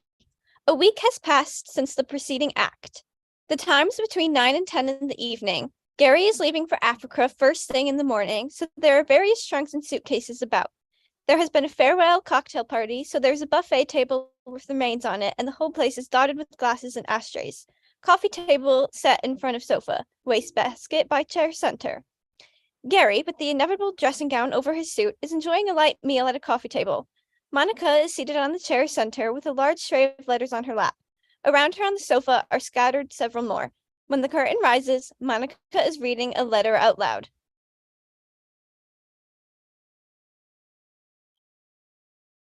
I shall never forget those lovely days in Madeira and our picnics on the rocks. What fun we had! It really was wonderful getting to know you intimately. Now for my exciting news. I am coming to England. Imagine, I arrive on the 28th and shall be in London for 3 whole weeks. You remember you told me to let you know a good time beforehand if I should be coming, so I am doing so. I am so longing to see you again, with my love and my glorious memories, yours, Winnie. Oh, I'm afraid, say that again, please. Oh, my goodness, there we are. When's it dated? Oh, November the 7th. Ah, over 6 months ago. She must be gone by now. Much too late to answer it. Much. Poor Winnie. She'd probably have been an awful nuisance anyhow. Don't forget your ship stops at Madeira in a few days' time. You'd better lock yourself in a cabin. Not at all. If I run into her, I shall say I never got the letter and that it's my secretary's fault. It's your fault. These letters have been stacking up for months. Here's one signed Joe. Joe what? Just Joe. It's dated March the 2nd. Let's look. He seems to have met you in the south of France. Right. I do get about, don't I? Oh, it's Joe. That's what I said. Joe was marvelous. I met him in a bar in Versailles. He's dark green and he comes from Madras. What did he want? It's at the end, after the bit about his sister having a baby. Oh, yes. Well, why didn't you send him one? Because I didn't consider that Joe Madras was sufficient address. I'll be damned if I can remember his last name. Well, he's out of luck then, isn't he? I wonder if I shall ever see my green England again. I see no reason why you shouldn't. I might die of some awful tropical disease or be bitten by a snake. I doubt if there are many snakes in the larger cities. I can see myself now, under a mosquito net, fighting for breath. Who with? Dear Monica, you have no imagination. Just a flat, literal mind. It must be very depressing for you. I get by. How much more are there to do? About 20. I can't bear it. Put some of them away until I come back. You seemed to be in doubt just now as to whether you were coming back. Well, I can't answer letters if I'm dead, can I? Now, not a moment's peace ever in my life, not even a tranquil hour when I can say goodbye to my books and my pictures. I slave, and what do I get? Nonsense, you've got the whole evening to say farewell to your books and your pictures.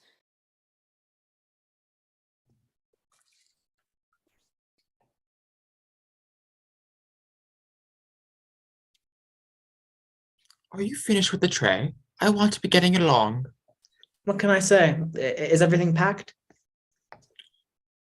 Well, I would say all except the last, minute stuff. We'll just pop up in the morning. Is this poor Doris's swan song? How do you mean? Nothing, Fred. It couldn't matter less. I must be going home. Don't leave me alone. I'll feel depressed. You were screaming for peace just now. I'll be here first thing in the morning. I wish you were coming with me. I shall be utterly lost with some dreary temporary secretary. Is Liz coming to the station? No. Why don't you go round and see her?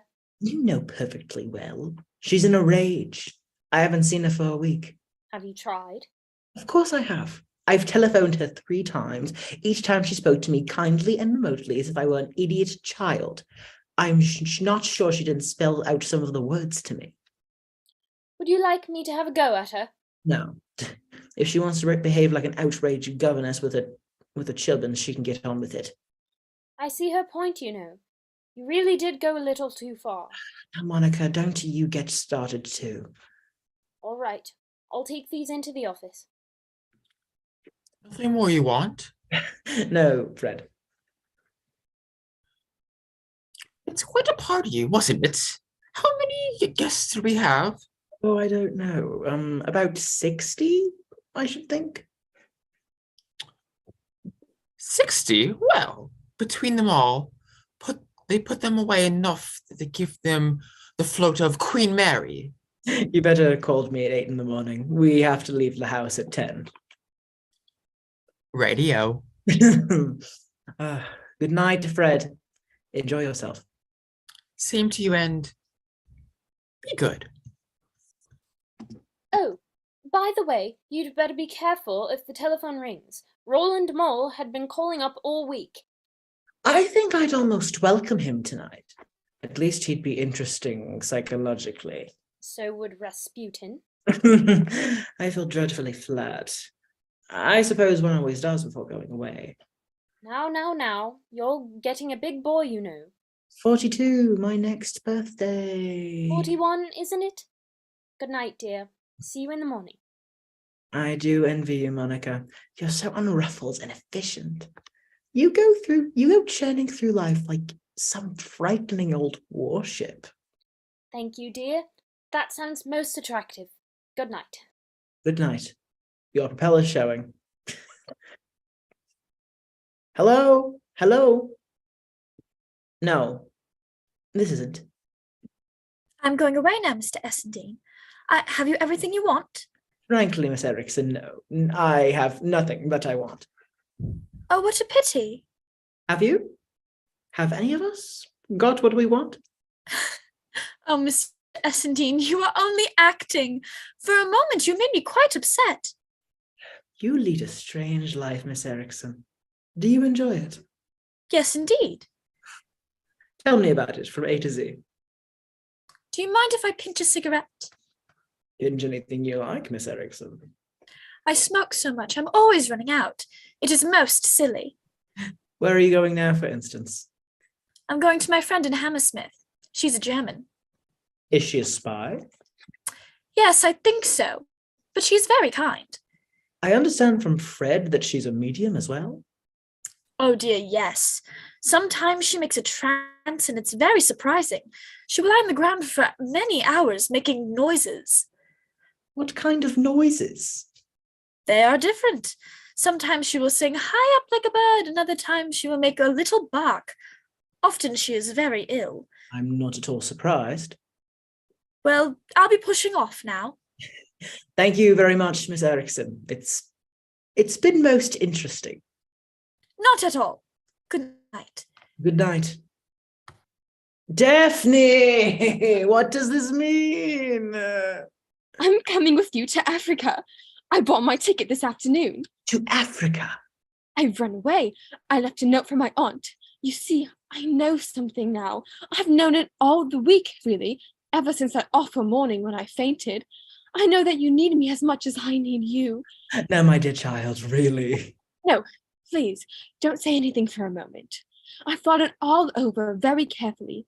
I know I'm very much younger than you and all that, but I can help you and look after you.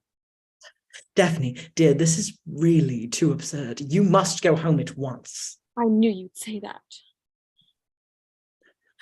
Put your coat on again and don't be silly. I felt ashamed on Thursday at first, ashamed at playing a trick on you by making Auntie ring up for an audition, but when I was here, I was glad. Oh, so you were glad, weren't you? Yes, I was. I think that's why I fainted. You see, I suddenly realized the truth. What truth? How desperately lonely you really are. In spite of all those people around you, in spite of all your success, I knew how deep your longing must be to have someone really to love you, to be with you. And when I saw that dreadful prostitute come out of the spare room in that tawdry evening dress. That was not a prostitute. That was the wife of one of my dearest friends. Oh, Gary, you can't deceive me. I know. Once and for all, Daphne, I order you to put your coat on, go into a taxi, and get straight back to your aunt. No, you needn't be frightened. I won't make any demands on you, whatever. I don't want you to marry me or anything like that. I don't believe that real love should be bound by church or law. Anyway, I'm just coming with you, that's all. I'll just be there when you want me, when you're tired and lonely and want someone to put their arms around you. I won't even see you on the boat if you don't want me to. I'm not a very good sailor anyhow. That's the front doorbell. Who is it? How do I know? You better go into the spare room. No, Carrie, please, not the spare room. That's what it's for. Get rid of them soon. Promise, whoever it is. Here's your coat. Don't argue. Oh my God. Who is it this time? Hello? All right. Who's knocking at the door? Hello? Hello? Mr. Mole? Who is it? Mr. Mole? Forgive me, I must see you. Please. I'm sorry you can't. I'm just going to bed. I'm afraid I must insist. You see, it's a matter of life and death. Please come back at once. What the hell do you think do you mean boxing yourself into my house like this? Yes, that's it. That's right. Shout. You are ravishingly magnificent when you're angry. I'll tell you something, young man. You're just bloody raving mad. That's what's the matter with you. Oh, no, I'm not. You're the one who's mad. Will you please leave this house immediately? I'm afraid I told a wicked lie just now when I said it was a matter of life and death. If you're not out of this house by the time I've counted to 10, I will telephone for the police. 1, 2, 3, 4, 5, 6, 7, 8, 9. No! I shan't let you. You know, I'm tremendously strong. You know, I can lift the heaviest things imaginable without turning a hair. Now look here, Mr. Moore. You may call me Roland. Thank you. Well, Roland, I want to put this situation to you reasonably and quietly. This is my last night in England, and I have a great deal to do. You just said now that you were going to bed. Be that as it may. I know you think I'm mad, and I really don't blame you a bit, but I assure you, I'm not mad at all. I merely just have an exceptional brain, a brain that can be of inestimable service to you. As I told you the other day, you signify a great deal to me. Oh, I remember distinctly. I'm sure I'm very flattered, Roland. I wonder if I could have a cookie? By all means, help yourself, Roland. Thank you. I promise you faithfully, I'll go after I've finished this cookie. After all, there is no valid reason, is there, why I shouldn't be acting being mad, just as you're acting being sane. I'm not acting. Oh, well, you're always acting. That's what is so fascinating about you. And you are so used to it that you don't even know it yourself. I am always acting too. I have been acting mad with you because it amuses me to see you put on a surprised face. I am absolutely devoted to your face in every mood. I suppose you wouldn't act like getting the hell out of here, would you? That's wonderful. Listen, what exactly do you want? To be with you. And that's why I'm coming to Africa. That's why you're what? I bought the ticket today.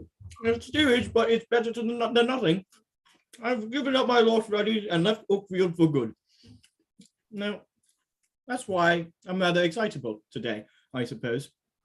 You needn't be frightened that I shall get in your way or make any demands on you. Oh, you mean you don't expect me to marry you?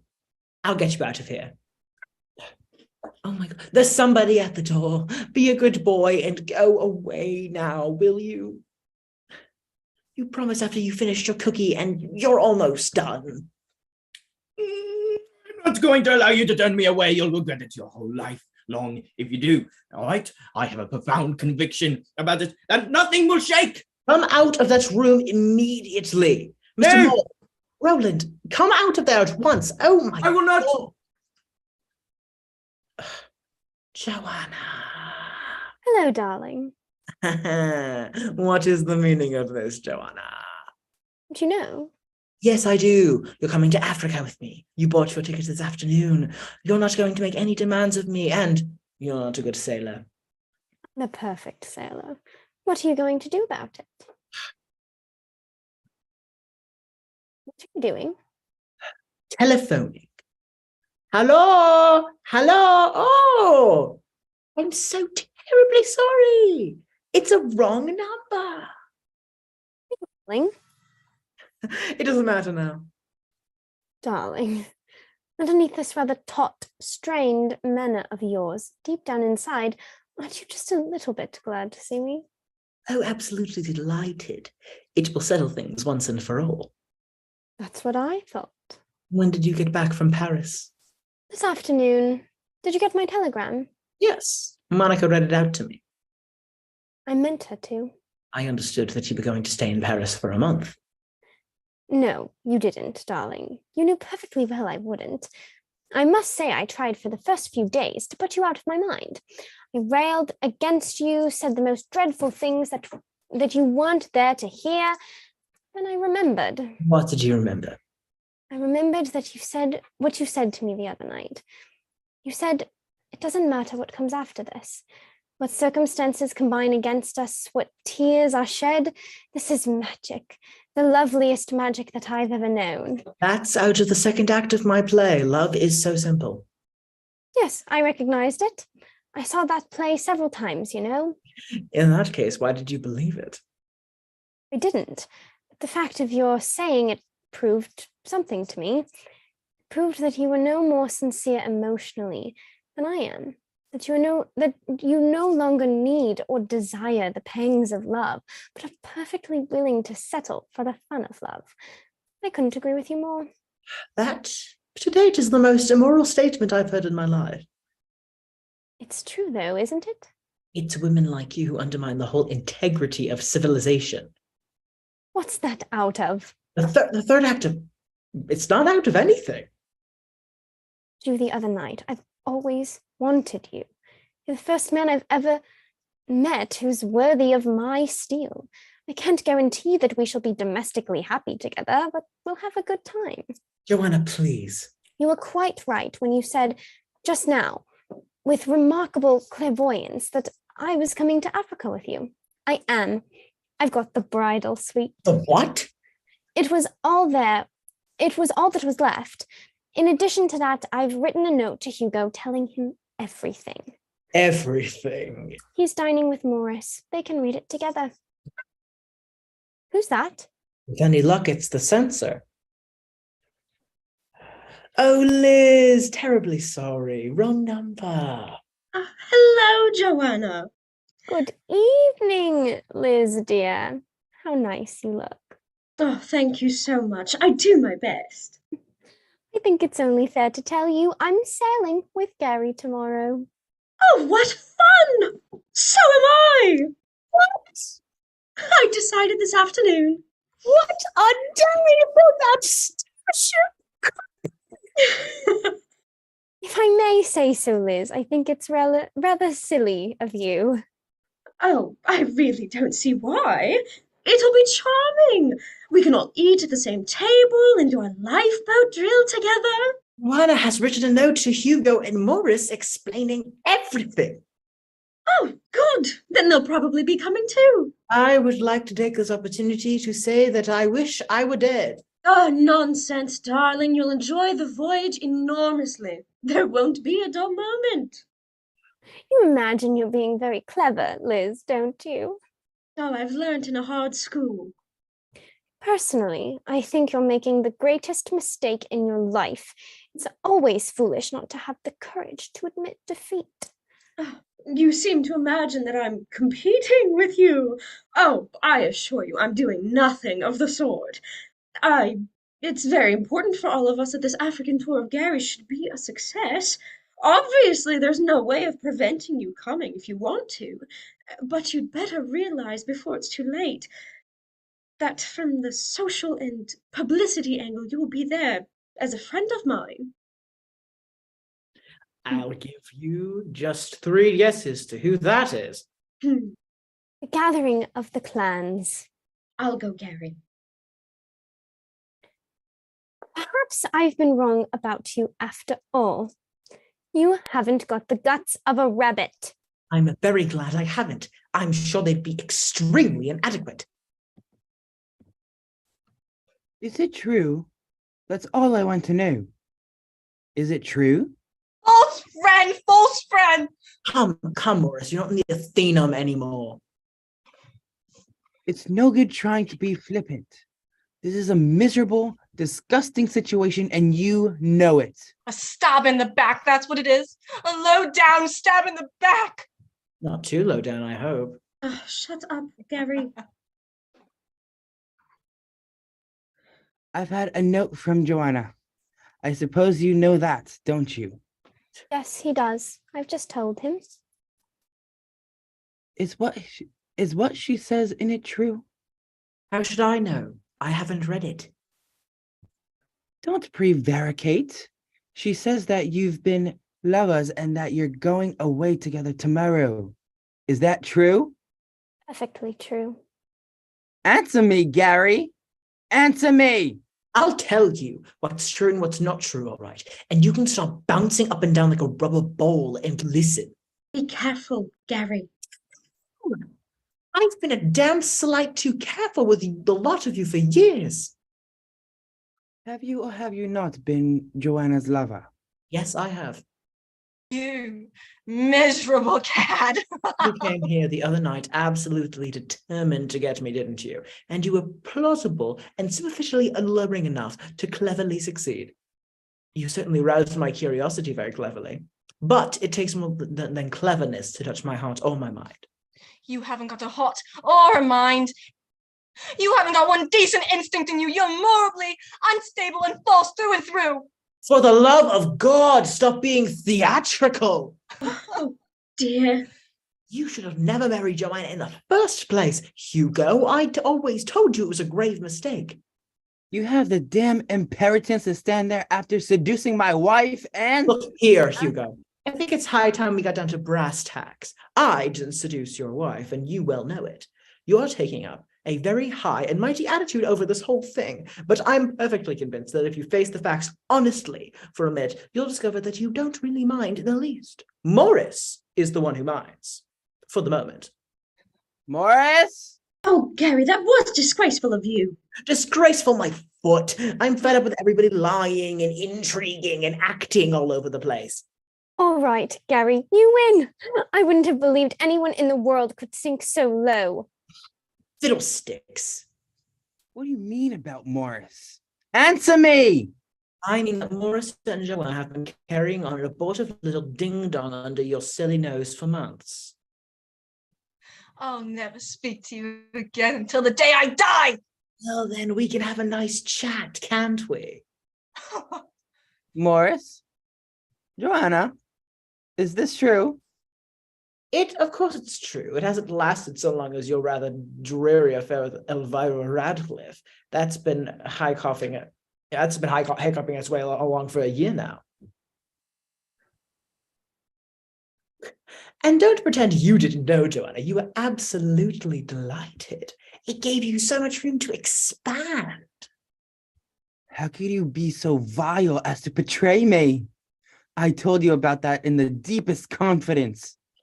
I am sick to death of being stuffed with everybody's confidences. I'm bulging with them. You all come over to me over and over again and pour your damn tears and emotions and sentiment over me until I'm wet through. You're just as badly behaved as I, really. And in many ways, a great deal worse. You believe you're great in your amorous hangovers, whereas I, at the least, have the grace to take mine lightly. You wallow and I laugh because I believe now, I have always believed there's far too much nonsense talked about sex. You, Morris, happen to like taking your paltry attachments seriously. You like suffering and plunging everybody into orgies of jealousy and torturing yourself and everybody else. That's your way of enjoying yourself. Hugo's technique is a little different. He goes in for a domestic blend. That's why he got so tired of Joanna so quickly. Anyhow, he's beautifully suited with poor Elvira. She's been knee-deep in pasture ever since she left school. Joanna's different again. She devotes a great deal of time to sex, but not for any of the intrinsic pleasure of it, merely as a means to an end. She's a collector, an attractive, unscrupulous pirate. I personally am none of these things. To me, this whole business is vastly overrated. I enjoy it for what it's worth and fully intend to go on doing so for as long as anybody's interested. And when the time comes they're not, I shall be perfectly content to go to bed with an apple and a good book. Well, I'll be damned. Of all the brazen sophistry. You have the nerve to work yourself up into a state of moral indignation about us when we all know. I have not worked myself into anything at all. I am merely defending my right to speak the truth for once. Truth? You wouldn't recognize the truth if you saw it. You spend your whole life attitudizing and posturing and showing off. And I should like to know where we should all be if I didn't. I'm an artist, aren't I? Surely I may be allowed a little license. As far as I'm concerned, it's expired. Oh, for heaven's sake, stop shouting, all of you. You'll have the roof off. Listen, Gary, we're doing our best. I'm sick of this idiotic performance. Anyhow, if it hadn't been for a restraining influence, you'd be making B pictures by now. I suppose that next you'll be saying it's your restraining influence that has allowed me to hold my position as the idol of the public for 20 years. You're not the idol of the public. Oh, They'll come and see you in the right play, in the right parts, and you've got that to be good at. If it hadn't been for us, you've had it done Peer Gynt. If I so much hear Peer Gynt mentioned in this house again, I swear before heaven that I will have the most expensive production of it imaginable and produce it in the biggest theatre in London. Not on my money, you won't. Oh, so we're back to this again, aren't we? No, we're not back to anything. If it wasn't for the fact that Hugo and I signed the contract with the Forum Theatre this morning, we'd both be washed off our hands of you forever. You've what? I'm going. Do you hear me, all of you? I'm going for good. Take my car. It's downstairs. It's been a great evening for speaking the truth, hasn't it? And I should like to add just one little contribution to the entertainment before I leave. I consider you, Mr. Gary Essendine, to be not only an overbearing, affected egomaniac, but the most unmitigated cad that it has ever been my misfortune to meet, and I most devoutly hope that I shall never set eyes on you again as long as I live. Do you mean to tell me that you signed a contract for that theatre when I particularly told you that no power on God's green earth would induce me to play it? No, look here. I will not look there. I will not look there. It is nothing more or nothing less than the most outrageous betrayal of faith, and I am deeply, deeply angry. As I told you the other day, they are doing up the whole theatre. They even considered to put a shower bath in your dressing room. I don't care whether they put a swimming pool in my dressing room. I'm going to be very comfortable. Darling, I've seen the designs. They're really awfully good. So you're against me too, are you? Oh, the whole world's against me. Really, Gary, I promise you. Go away. Go away, all of you. I can't bear anymore. I've got to face that dreadful sea voyage tomorrow, and then all these months agonizing drudgery across the length and the breadth of what is admitted to be, by everybody, the most sinister continent there is. Go away from me. Please, go. Go on, both of you. I'll talk to him. That performance wouldn't deceive a kitten. He's losing his grip, Liz. Come on, Hugo. Here again. Little Red Riding Hood's more like it. Who's that? Who's that? Oh, this. I think I should have a little sip of something. I really do feel quite tired. Whiskey or brandy? Brandy, I think it's more stimulating. All right. Here. This. What's this? Brandy. Oh, yes. Brandy, it's more stimulating. You're not really coming with me to Africa, are you?